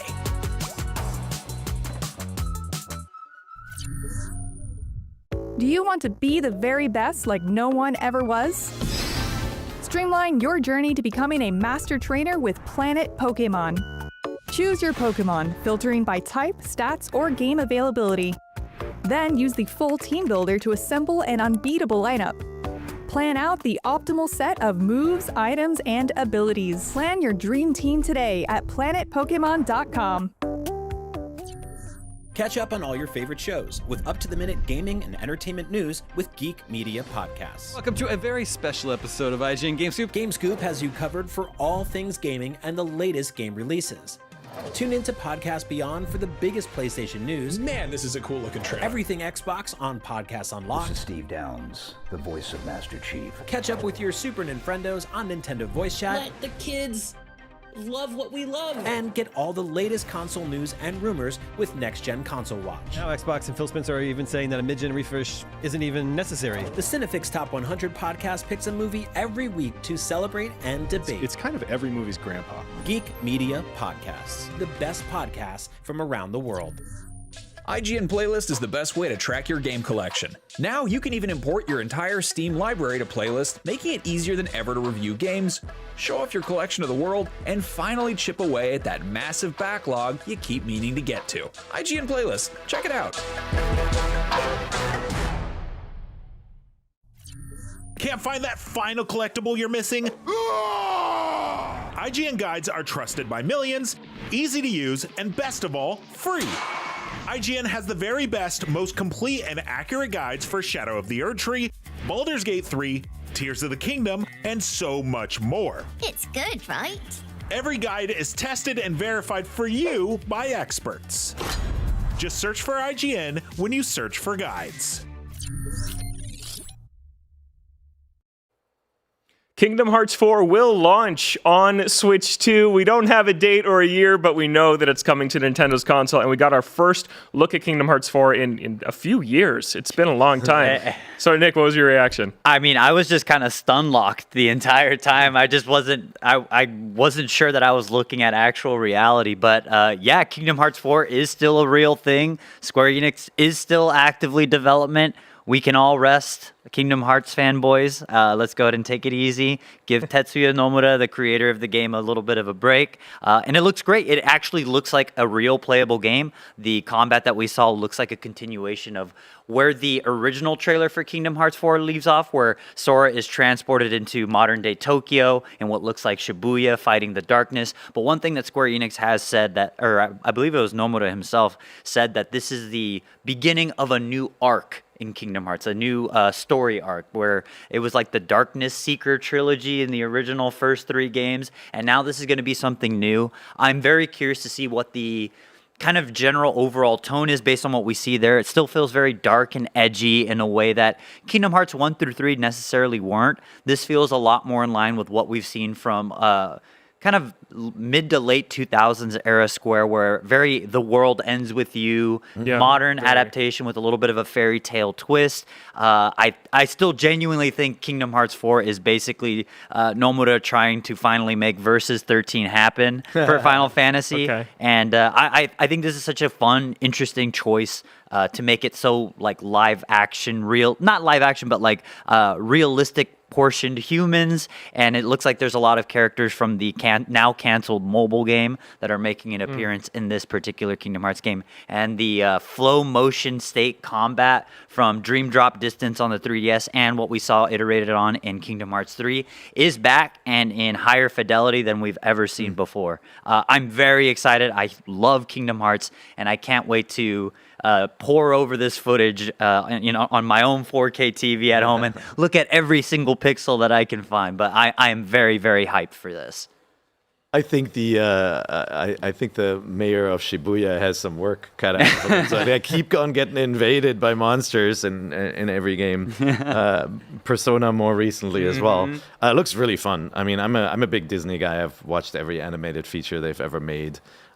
So I am dying to jump into this game and finally get to play it. I'm just so happy that we no longer have to worry about games being streaming only on a Nintendo console, that this is running natively, and that it's not going to be a sort of 1 year down the line announcement and addition, and that this is being developed for launch is really, really cool. And I think, look, this is the affirmation that Switch 2 is big in Japan and is going to be probably the leading console in that market for many years to come, and that all the big guns, the big devs, big publishers from Japan are putting their weight behind this console. Yeah, tons of Capcom games in this show, and then a few Square games as well. Kingdom Hearts 4, that's a big deal that it's coming at launch on Switch 2, and then we're also getting non-cloud versions of 3 Kingdom Hearts collections that did get cloud versions on Switch 1, and for people that did buy those, you can transfer your save over, which I thought was very nice. So that's great. The whole Kingdom Hearts series then is going to be on Switch 2, and it just seems like Switch 2 is becoming kind of a definitive place for a ton of different franchises. We mentioned Xenoblade earlier, getting 1 through 3 Switch 2 editions, and then a 4th Xenoblade, or a 5th, I guess, Xenoblade game is coming as well. So really cool. Speaking of Square, though, we also got a reveal of the first HD 2D Final Fantasy game. It's called Final Fantasy Resonance. It's coming to Switch 1 and Switch 2 on October 22nd. And this was a cool look for an HD 2D game. We saw more kind of behind-the-back third-person stuff. Well, when they first showed Octopath Traveler and the style of that game, I was hoping that Square would apply this to a classic Final Fantasy like 4, 5, or 6. Some of my favorite games of all time. And this is even better. We're getting a new game, but they're doing the sort of heavy on nostalgia approach of a Fire Emblem game where you're getting to summon heroes from the past. Coupled with, the existing character classes that we love from Final Fantasy games with that art style. This, outside of Ocarina of Time, this is like my top pick for the show. I think you nailed it. This kind of looks like a Smash Brothers-esque collection of all of your favorite Final Fantasy crew and characters. You get to assemble a team, I would assume, of characters from every single game. That's a mechanic that feels like it's derived from one of the mobile games at Square Enix, one of their free-to-play gacha games that they had established years ago. I forget which one it was, but there's like Opris Omnia, and then there's Brave Exvius, and this looks like it's kind of in that vein where you get to build your crew.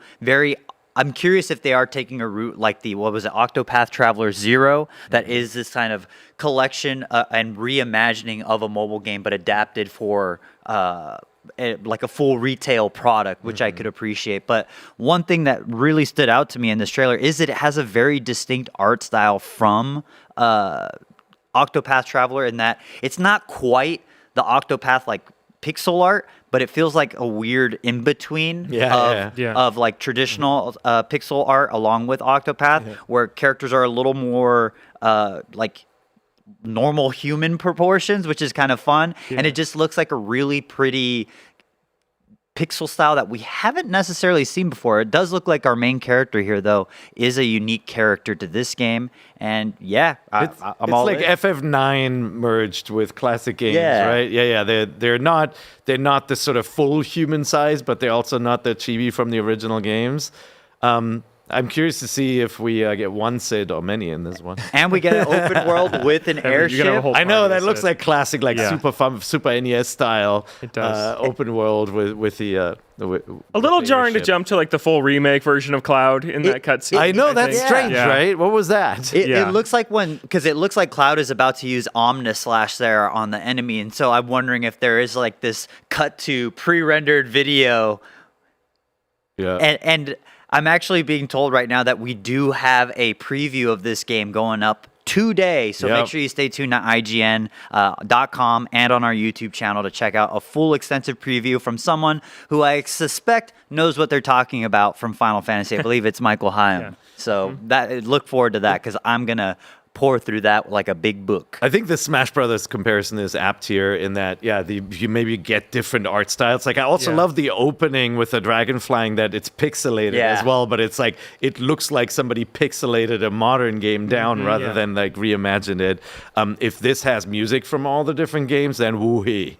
That's going to be exciting. It's kind of like Fire Emblem Engage. It reminds me of too, just the celebration of all the games, bringing in heroes from past ones. And I think it's great that HD 2D with Octopath Traveler felt like, wow, they need to do this for every series that they have, because like I think about like Nintendo does top-down Zelda and 3D Zelda still, so you still get all those styles. But it felt like Final Fantasy had lost some of that old school style, and you had Octopath Bravely Default, things like that. But to get a game actually called Final Fantasy with chocobos and all the characters and classes, that's really great. They've done it with Dragon Quest. They have Adventures of Elliot coming out in just a couple of weeks. It's like, can we just keep working our way towards Chrono Trigger HD 2D? Like, come on. I feel like they did just release new toys for Chrono Trigger, so the hope is still there. Man, that's the stage we're at. We're just following every It's license. called Copium, Logan. Yeah, exactly. Yeah. Well, we finally got a release date for Fire Emblem Fortune's Weave. That was a big part of this show. I'm just scrolling, trying to find it. Now, I think it's September 17th. September 17th on Switch 2. Got a big look. Looks like Three Houses too, right? You pick between 4 characters. You presume that's going to be 4 routes in the game, and then you have battles. But in between the battles, it's up to you how you want to spend that time to train or recruit new units. Per, you're the biggest Fire Emblem fan I know. What'd you think? Well, I'm very, very excited, and I'm more excited to know that this arrives early. Like, I was worried that it was going to be a December game and everybody's still playing GTA at that point. No, this arrives for me at the right time, so I can get my Fire Emblem out of the way for what is to follow in Q4. It does look like it has the sort of cozy systems, the character relationship building systems, the sort of 3 houses set up with, aligning yourself and hopefully building your own custom team, which makes it more fun than to play through with multiple heroes and not just having a different lead.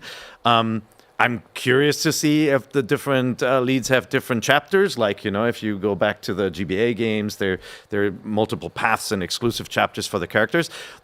It's hard to see. I have to pore over the footage. It's hard to see what's new, but the sort of special moves. We saw a really devastating attack from one of the heroes on an entire group of enemies, taking them basically out.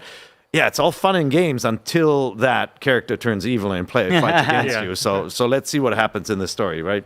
Yeah, absolutely. I thought this looked visually very, very nice. Yeah. Looking forward to that. I got to be honest, Three Houses is not my favorite style of a Fire Emblem game. It's not. I prefer, as we talked about in the pre-show, kind of the more battle-focused tactics where you're not as worried about the in-between. But Three Houses is the best-selling strategy RPG of all time. This is undoubtedly going to be a really huge success. And I think the concept's really cool. Like, hey, all your main battles and the big story beats are going to take place in this arena for this tournament. It's like a full game-long tournament arc. But then you can travel outside and level up. And I'm curious to see, can you find people to recruit out there in the wild, and how different are the 4 routes depending on which character you choose to battle with? Does it just change the story, or are there different missions involved? I think there's still a lot to learn, but this was a really, really great big look. I think, I mean, I do enjoy Three Houses, but I do prefer I just don't like it when Fire Emblem locks you into the visual novel-esque kind of situations where I'm just like, all right, I just want to fight some dudes right now. And it looks like Fortune's Weave. Fortune's Weave is allowing you to kind of take the game at your own pace. Like, do you want to just get into a battle? Cool. Head outside the town and start dungeon crawling and getting into random encounters and things like that. They've worked towards making the sort of in-between battle systems more simpler in a way that you can say, no, I don't want to walk around, just, let me level up in other ways. Yeah. And I want to fight something right now, so let me do it. They have been conscious of that, they basically merged 2 very different gameplay styles. And just to, like the sort of like relationship building happened in the old games too. It's just that you were placing units next to each other to build relationships, and then you get the sort of like story sequences and the relationships told in like simple cards between the battles. And then obviously this got much bigger once we hit the 3D era. Now look, super excited for this. I like Fire Emblem games are always great. We've got a dude with a German name in the lead too, so hey. That's who you got to pick then. I'm in, yeah.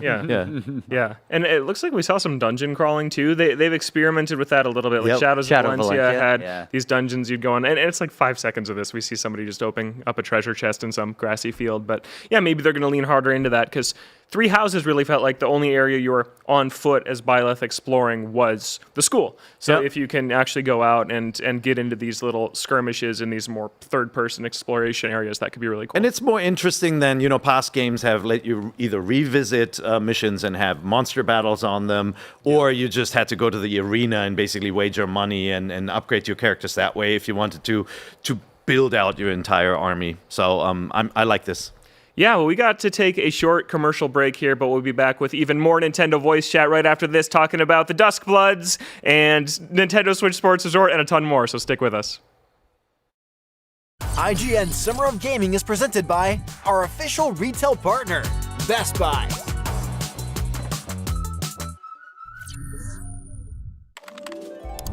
IGN Store has everything you need to level up your life. Red 6 standing by. Refresh your wardrobe with official gear you won't find anywhere else. From Fallout, Expedition 33, Romeo's a Dead Man, and more. Treat yourself to the coolest collectibles like an adorable SKA plush, your very own Assassin's Creed Hidden Blade, and a fully functional Pip-Boy 3000.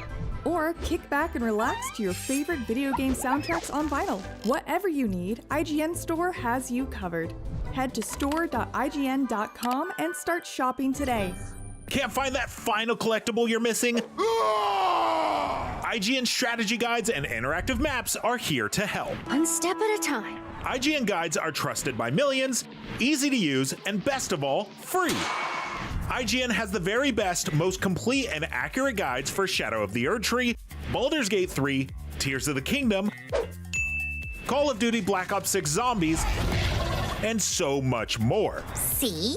It's good, right? Every guide is tested and verified for you by experts. Just search for IGN when you search for guides. Do you want to be the very best like no one ever was? Streamline your journey to becoming a master trainer with Planet Pokemon. Choose your Pokemon, filtering by type, stats, or game availability. Then use the full team builder to assemble an unbeatable lineup. Plan out the optimal set of moves, items, and abilities. Play to your strengths by analyzing your team's resistances and offensive coverage. Or really maximize your Poke potential by digging into the stats by adjusting EVs and IVs. And save multiple team builds for different strategies in different games. Plan your dream team today at planetpokemon.com. We're back on Nintendo Voice Chat, breaking down the Nintendo Direct. The Duskbloods is getting a closed network test this summer, and we got a very brief look at this game. It was still pretty much only cinematics and no release date. This has got to be pushed to next year, right? I'm not feeling too good about getting Duskbloods this year, but then again, there is a lot of stuff coming this year, so maybe it's a blessing in disguise. I am a little bit sad that we won't be able to play the full release, but I suppose a closed network test will do. And, FromSoft does have a precedent for doing this. They did this with Elden Ring Night Rain. They've done this with Elden Ring, base Elden Ring. And so, yeah, I'm sure the game is going to be really cool. I don't know if this is a character I don't think we've seen before, and I do know that this is kind of like a hero-style extraction PvPvE game where you're going to be able to choose a different character, load into a map with other players, and instead of trying to focus on killing other players, one of the things that has me most excited about this is it is a FromSoft take on the extraction genre where you are given a set of mission objectives at the start of a game, and that could entail, assassinating other players or trying to complete objectives by killing this particular world boss in the game, and how that, combines or cooperates with other people's objectives or goes directly against them is going to be really exciting. And again, that kind of social multiplayer element that I think FromSoft is just innately good at with the way they limit player communication with each other. So everyone's going to have like their story, kind of like in Breath of the Wild. Everyone has this bespoke moment where it's just like, I created this circumstance, but it's like all just a clever way of the developer saying, well, we actually did all the heavy lifting, but you played a little bit of a part player. But yeah, they're really good at stuff like that. I was expecting to see Tarnished Edition as this sort of like, here's your FromSoft game for the year and actual footage that looks good, and then hey, this is coming next year. But they still didn't say that. It could still be a 2026 game. Could be. But a network test in the summer, that could be August, right? I feel like this is a January release of next year. So. Something next year. Yeah, Elden Ring, I think, originally came out in February, so FromSoft it feels about right before. Yep. And Elden Ring Tarnished Edition is coming to Switch 2. I think it's August. I think the 28th. Yeah. I'm not looking at it right now, so we are still getting a FromSoft game on Switch 2 this year, and I've heard it's improved a lot. It has improved because it did look pretty rough early on. Yeah, because people saw it at Gamescom, and it was really, really rough, and then I saw it at PAX after that, and it was already much better. And that was a year ago. That was 10 months ago that I played it, so it's definitely going to be in a much better spot. But yeah, and I look at Nintendo's calendar. They release one game a month, and it's filled out. Like we're already starting to know. We know we got Fire Emblem in September, and then we've got Nintendo Switch Sports Resort in October, which should be an August game, but it's not. It's fine. And then Ocarina of Time sometime. Question for you. Is this November for Ocarina of Time? Or do you think that they're going to also be afraid of the GTA-sized entity in the room? I didn't think they cared about GTA 6. I don't think they do. Yeah, so I think why didn't Nintendo they is like the one company that goes, eh. Yeah. So then I'm surprised we didn't get a date for Ocarina of Time, if that's true, though. Yeah, well, maybe they don't want to tip their hat to anybody else who's planning their lineup, right? Yeah. I mean, to me, Zelda feels like a November 21st to 25th kind of a range game. So we'll see if that's true. I think Ocarina came out on November 21st. That's right. Yeah. So, it does feel like a holiday console mover release. But I mean, we have not gotten a GTA game in over a decade, and that is a major event, and nobody's immune to it. It is competing for time. So even if you have a fantasy game versus like a real world crime game, you're still competing for people's time. Now, Nintendo, if GTA doesn't launch on Switch 2, it's a little bit of a different story, and Nintendo wants to compete really, really hard for time. And like, what bigger game than a remake of the 10 out of 10 amazing Zelda game? Yeah. Like a top 5 most iconic game of all time. Yep. Ocarina of Time. So yeah, that's definitely a good choice. I do wonder, though, if Ocarina of Time can encourage and incentivize people to pick up a Nintendo Switch 2, because it'll assumedly release after the console price hike, which I'm a little bit concerned about in terms of like, is this enough? There'll be a special edition, and maybe they'll do Golden Joy-Con Hopefully. or whatnot. They for sure will. Amiibo. It'll be very, very tempting, I think. Yeah. Not that there aren't lots of Zelda Amiibo already, including Ocarina of Time Link. 3 more but not with links. fingernails. See this? Now he's got, He's got a new outfit. It's a completely different art style, too. So, and I can't wait for that outfit to also come to Breath of the Wild and Tears of the Kingdom via Amiibo support. I know, it's so interesting to me. I was a little worried it was going to say 2027 with how little they were showing. Like, this felt like a teaser, but I guess I still think Nintendo's going to do a September Direct. They skipped their February one. It was a partner show, but maybe in September. Or now, it could be any day on Nintendo Today, like we've talked about, that we see more of this. But yeah, I think that if I didn't have a Switch 2 and I saw 5 seconds of Ocarina of Time, I would be buying one right now.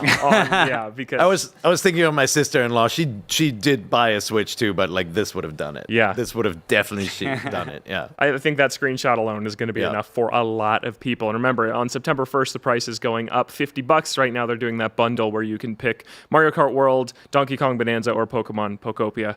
Which, speaking of, should we talk about that? Yeah. Pokopia, nice, free and not so free upgrade to the core game. The Pokemon Pokopia expansion pass, you can buy it today, but it's not out until August. There's going to be 3 waves. The first is a new water town, and then we don't know the second and third. And there's also a free update where you can go underwater and just decorate down there. So that's going to be... I was just thinking about it during the show. Like, people are already so overwhelmed. There's so much, like, ruins to fix and stuff, and now there's a whole new underwater level. I love how they planned this in advance, but sort of didn't... The game doesn't hint at it. It's more... I joke that it's like Animal Crossing, which introduced, like, swimming and gathering shells and stuff... water creatures later on. Yeah.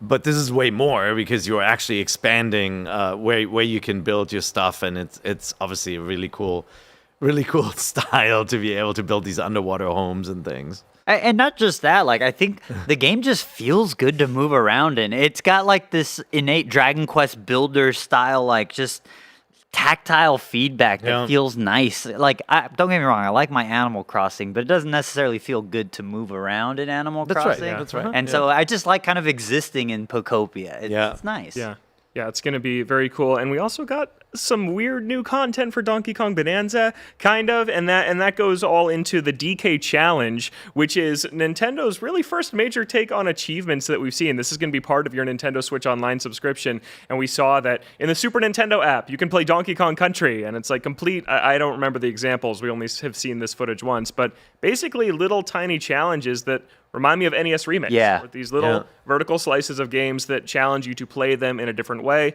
And it's not just classic games. They're adding these to Donkey Kong Bonanza as well. There's easy, medium, and hard. And then on top of that, the DK Roguelite DLC is getting Mario hats and stuff like that. But the DK Challenge stuff is the really interesting part. But I couldn't tell. So from this demo, I couldn't tell if it's instantaneous or if it's more like, you got to load up the game and it has to be installed, right? Like, so you would have to have all these games installed to play them, or if there's sort of some DRM ownership check and it just unlocks almost like a demo, like a standalone little stage that you can play that is ripped out and installed with this application, or if it's streaming, right? It's kind of hard to tell here.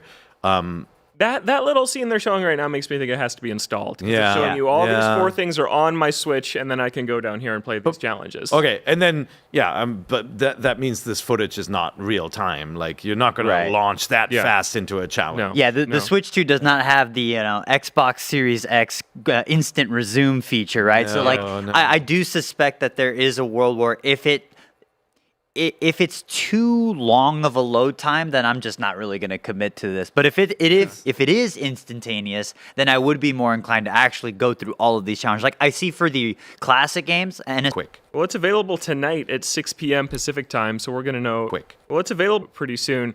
My one disappointment here, I think it's awesome that they're bringing in new ways to tackle these games, both old and new games. I'm disappointed that they're limited time events. I think they're limited time events. I think it's a bummer. They're really into that lately. Even Emerald Rush has all these limited time. You can only get the Tiny Kong statue in this 2-week period, and then when you miss it, I feel like you lose motivation to get the next one because it's like, well, I'm not going to have them all. And I think that this would be much cooler if it was just permanent. Just like when you add a game to the NSO library, add its challenges, and those are never going to go away. But that's not how it's going to work. Very strange overall, just cadence of how Nintendo handles these limited time events. Like, I don't really understand. I guess it's trying to create a sense of FOMO. But again, these games are all old at this point, which is like, I don't think you need to create that FOMO for these. I think these just need to exist to justify the service that you're charging people every year for. So I was telling Logan yesterday, I was like, oh, hey, today's the anniversary of my Nintendo Switch Online subscription. Yeah. Do you guys feel like your Nintendo Switch Online subscription has paid for itself over the first year of the Nintendo Switch 2 life cycle? I mean, for me, because I play Mario Kart World Online every week, and so that's something I do. And you are a power user. Yeah. So but I'm not the right person to ask about that. Fair enough. It's worth it for me just to play some classic GameCube games like F-Zero and Fire Emblem on this modern console. Yeah, fair enough. Yeah, and I think that why it is limited time is they don't want people to just buy a month of NSO and then catch up on everything and then cancel. No. So I get that perspective. I just don't necessarily agree with it. I wish that these were a permanent thing. Yeah. We've got to take one more very short break, but when we come back, we are going to talk about Xenoblade and Nintendo Switch Sports Resort, and then we'll wrap up NVC Live, so don't go anywhere. IGN Summer of Gaming is presented by Fanta. Special edition Fanta and Xbox 25 cans are available now only for a limited time. The average Cinefix movie list features nearly 100 different films and approximately 25 minutes worth of wall-to-wall deep dive analysis. To simulate that pace for this 30-second ad, we're featuring 26 different films, and before you say it, no, that math does not check out. We're not math people, we're movie people. We can't even count down from 10 without ending up at, like, 96. Subscribe to IGN Movies and TV for more Cinefix movie lists. Bad at math, great at movies. IGN Playlist is the best way to track your game collection. Now you can even import your entire Steam library to Playlist, making it easier than ever to review games, show off your collection of the world, and finally chip away at that massive backlog you keep meaning to get to. IGN Playlist, check it out. IGN Store has everything you need to level up your life. Red 6 standing by. Refresh your wardrobe with official gear you won't find anywhere else. Treat yourself to the coolest collectibles like an adorable SKA plush, your very own Assassin's Creed Hidden Blade, and a fully functional Pip-Boy 3000. Head to store.ign.com and start shopping today. Do you want to be the very best like no one ever was? Streamline your journey to becoming a master trainer with Planet Pokemon. Choose your Pokemon, filtering by type, stats, or game availability. Then use the full team builder to assemble an unbeatable lineup. Plan out the optimal set of moves, items, and abilities. Play to your strengths by analyzing your team's resistances and offensive coverage. Or really maximize your Poke potential by digging into the stats by adjusting EVs and IVs. And save multiple team builds for different strategies in different games. Plan your dream team today at planetpokemon.com. Welcome back to Nintendo Voice Chat. We got a look at Xenoblade Genesis, which is coming to Switch 2 in 2027. This is a new beginning for the Xenoblade franchise, and we, along with it, got Nintendo Switch 2 editions for the entire original Xenoblade Chronicles trilogy. But let's start with the new game. I thought this look at Genesis was awesome. I thought it was visually very impressive, and you saw the world kind of like curving in on itself. You likened it to a Halo ring. What do you think, man? Yeah, it looks beautiful, and again, it just goes to show you that Monolith Soft is cooking at all times. Everything they touch, they're just, it's so beautiful. They managed to take advantage of the technology in a way that makes me feel like this is this is not a compromised console in any way, shape, or form. Strong art direction overall. It feels very evocative of something like a dark fantasy, something that we don't quite see very often in Xenoblade, in the entire Xenoblade series. It's all very sci-fi forward. But yeah, I'm digging like the Game of Thrones-esqueness to it. I like the more tame art direction that we're seeing here in terms of wardrobe, very school adjacent. It's like Fire Emblem. Yeah, it does give off Fire Emblem Three Houses quite a bit, but I just it reminded me a lot of Metaphor ReFantasio's overall like fashion direction and art direction overall, and I can't wait to check this out. And this has encouraged me to finally jump back in and give the Xenoblade Chronicles game a fair shot. It's Monolith figured out how to do open world early on Switch, right? Like games that ran well. In the beginning, I didn't love the original art style. They adjusted it over time. Like, I don't know if it was based on fan feedback or they just sort of got, maybe direction from Nintendo, and it is inching closer and closer to Fire Emblem. You guys are exactly right with the anime style, obviously. But when you get out into the open world, it looks distinctly Xenoblade, which is this vibrant blue with a vibrant green. There are no drab colors or sort of, it doesn't aspire to realism. It's always this kind of crazy fantasy sci-fi world where there's stuff going on in the sky, as you're exploring. I really love the look at the mounts, the nut horses, the traversal here looks really cool. And I mean, look at the horizon and how the world sort of folds in on itself. You can just imagine exploring this. The other thing that I love about Xenoblade games is the freaking noisy combat, and it's like like the Persona games, like they're yelling, they're never shutting up. Some people don't like that. You're gonna hear the name of their special move for 40 plus hours. But it's so cool because obviously the system in this game is this sort of real time combat, obviously with some turn-based active time elements, and like everybody always yells out their specials and help me and all of that, and it's just. The battles feel so alive in this series, and I can't wait to see what the Old Testament version of Xenoblade is going to look like. Yeah, not a numbered entry, right? This is the start of a new chapter, which is cool because 3's DLC did really wrap up that whole trilogy. So to see them going in a new direction is neat. I kind of thought they were going to drop the blade and do like whatever Xeno next was, but I think that Xenoblade is becoming a brand, and so they maybe didn't want to do that. But I think that when I look at this, Monolith is so good at hardware, and they took full advantage of the Switch. Xenoblade 3 is awesome, and it had great draw distance where you can see really far off into the world. So now when I'm looking at this, I feel like when they got their hands on the Switch 2, they were like, oh, we can make our whole world map visible all the time. training weights come off. Yeah, so that's like such a cool idea to see just these little inklings of how are developers taking advantage of the new hardware. And it's like, oh, let's just take the world map and whoop, fold it up. And that's really cool. And I hope that it delivers and like, oh, that you see that mountain sticking out of the side of the wall up there, you can go there. I hope that's what this ends up being. Also, density, environment density is the thing that's just that's the thing that really makes the world feel more alive to me. And I do think we saw them kind of improve on that density from Breath of the Wild to Tears of the Kingdom and so on with Xenoblade 1, 2, and 3. So very, very exciting to see what they do with this one. Yeah, and we're getting the entire Xenoblade Chronicles trilogy is getting Nintendo Switch 2 editions. I didn't catch all the dates because there's like different for digital and physical for all these. But I know today, right? One is getting digital today, physical on July 30th. 2 is getting digital on July 30th, physical, I think, in October. And 3 is coming out in December. They said they're going to be 4K, 60 FPS. Woo! So these looked nice running. I did mention that the Xenoblade Chronicles X Definitive Edition, Nintendo Switch 2 edition, was rushed out the door. It did not run very well, but these look like they're going to be great. And yeah, I mean, if you think Genesis looks great, here you go. Here's like 340 hours of Xenoblade content. Yeah.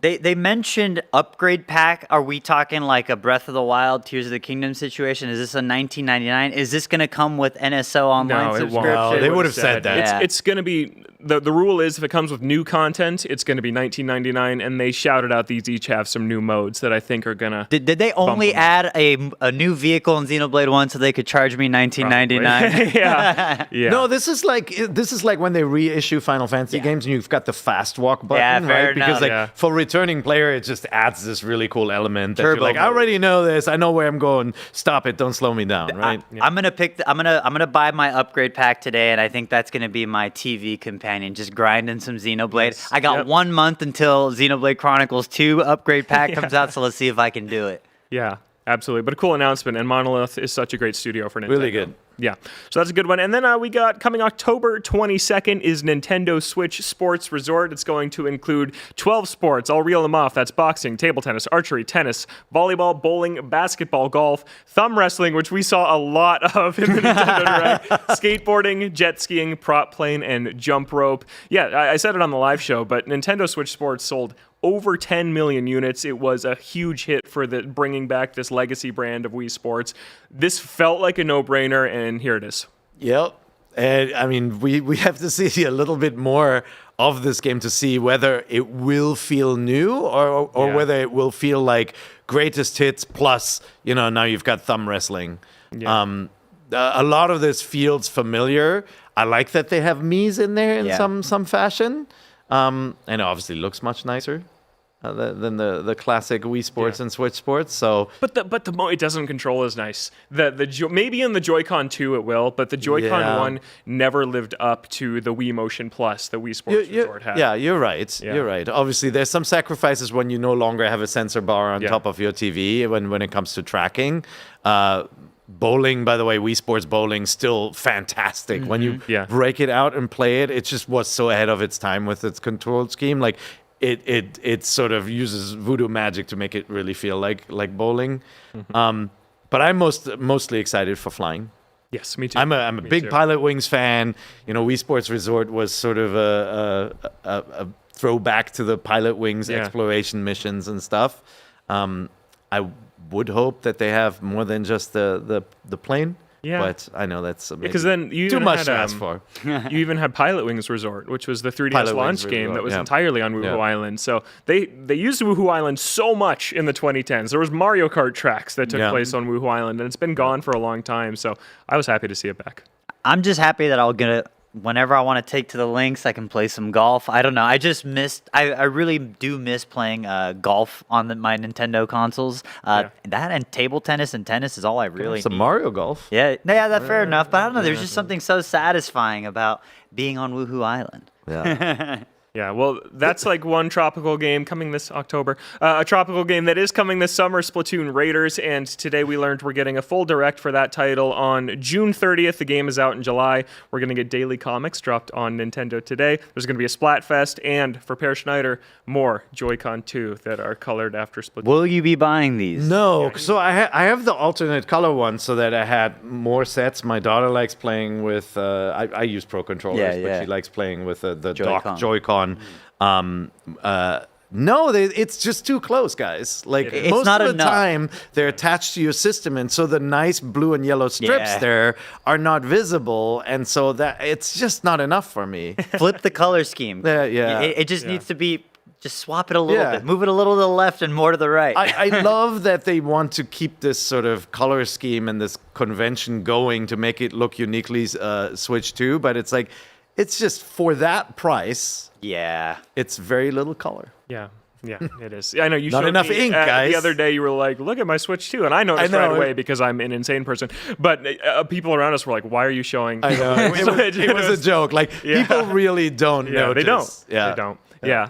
Well, I'm really looking forward to the Splatoon Raiders Direct because they still have not convinced me that this is not just something that started as DLC for Splatoon 3 that they decided to spin off into this $50 game because it looks like a single-player salmon run thing, get treasure, upgrade your stuff. It looks really fun. Splatoon single-player and their DLCs have been very good, but I'm waiting to see what happens when you dive into like a shrine, like a dungeon-like thing? Are there puzzles down there? Are there unique mechanics down there? Because right now it's looking a little too familiar. I almost feel like this is the Q lab, the Q test lab for the next online Splatoon. Like they're going to test what gadgets people love in this one and how, whether they're OP or effective in a mode like Salmon Run. And then you're going to get those weapons in the actual mainline game in the future. But what we saw looked really cool. I mean, the exploration bot is neat. There were a lot of, sort of auto turrets and cool things you can plop down. That sort of stuff's always really fun. They're 100% making an extraction shooter for Splatoon 4, aren't they? I don't know. We'll see. Is this the testing ground for that? Yeah. For people who have never played Splatoon, because it's primarily online, the single player just doesn't get as much attention. It's actually very good. It's very. And it has like Mario style boss battle set out. Both hilarious and really well executed from like a mechanical perspective.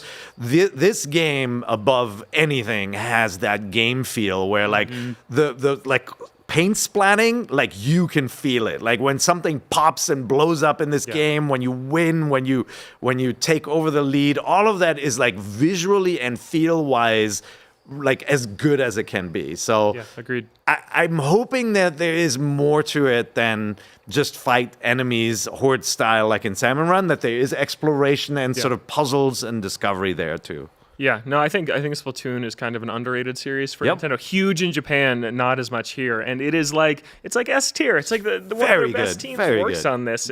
They feel amazing to play, and I want to see a little more because, like you said, the single-player stuff does always feel like a side offering. It doesn't mean it's not good. It is, and I thought this is a chance to put it front and center. And the cool thing about single-player Splatoon, and they especially leaned into this in the roguelite mode they recently did, Side Order for Splatoon 3, is it doesn't have to be balanced. And I think that in the first couple of campaigns, they just kind of drag and dropped their multiplayer balanced weapons. But in Side Order, they were just like, oh, why not just have like these shooting tornadoes that are destroying like 100 things at once? Like you can just go crazy. And that's what this is looking like. Yeah, this is Q Lab. Yeah, so it's going to be really fun. That is out in July. Don't touch that, Bond. And then we got a free demo for Star Fox, which you can try out today. So yeah, we didn't see much of that game. Because we know what's in the game, Logan, right? Like I actually thought they showed too much. Like I think we saw everything but Sector Z. I mean, we saw Area 6. We saw Area 6 in this one. Macbeth right there. There's Area 6. Solar Zone S. Like, there's not a lot of this Sector X with not a lot of mystery left to explore in this game. And so I don't know if I want to watch the treehouse. Treehouse, because like I want some surprise in the visuals, because this game, I'm so familiar with this game. But this level, Meteor, you're going to be able to play, has, there are multiple routes through this level. Yeah, it is just great. It teaches you how to brake and speed up and avoid asteroids, and then the lock-on system. And then there's this meta for Star Fox where you want to get medals, right? And so you have to be really smart on how you take out the enemies. Each enemy is a hit. You want to get to a certain hit ratio. Bigger enemies give you like a +3 bonus when you destroy them, or even +10. And so there's this whole metagame to playing through this game and getting all the medals later, so that you get your Daddy McCloud sunglasses in the end. Some secret missions. That's right. Hopefully. Yeah. Yeah, so that we got to call it there. That is a wrap on our live episode of Nintendo Voice Chat. We're usually here on Fridays on the IGN Games channel on YouTube or your favorite podcast app. Thank you so much, Per and Nick, for joining me. Logan. And thank you, everyone working behind the scenes here in the LA studio. And thank you so much for watching or listening. There's still lots more IGN Summer of Gaming right here all summer long. But for now, remember that Nintendo Voice Chat is the only place you can get the thing. IGN Summer of Gaming is presented by our official product partner, Lenovo Legion.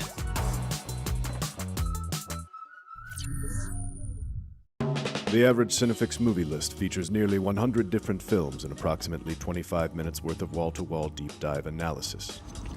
To simulate that pace for this 30-second ad, we're featuring 26 different films, and before you say it, no, that math does not check out. We're not math people, we're movie people. We can't even count down from 10 without ending up at, like, 96. Subscribe to IGN Movies and TV for more Cinefix movie lists. Bad at math, great at movies. Can't find that final collectible you're missing? IGN strategy guides and interactive maps are here to help. One step at a time. IGN guides are trusted by millions, easy to use, and best of all, free. IGN has the very best, most complete and accurate guides for Shadow of the Erdtree, Baldur's Gate 3, Tears of the Kingdom, and so much more. See? It's good, right? Every guide is tested and verified for you by experts. Just search for IGN when you search for guides.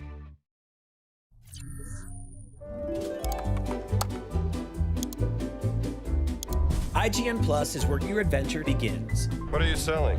Plus is the place to get unlimited access to all the tools you need to beat your games. Here's what you need to know for bringing down Gloomspawn. Plus, awesome exclusive discounts on IGN Store. Maybe this would tease open your money pouch. Plus, ad-free browsing on IGN.com.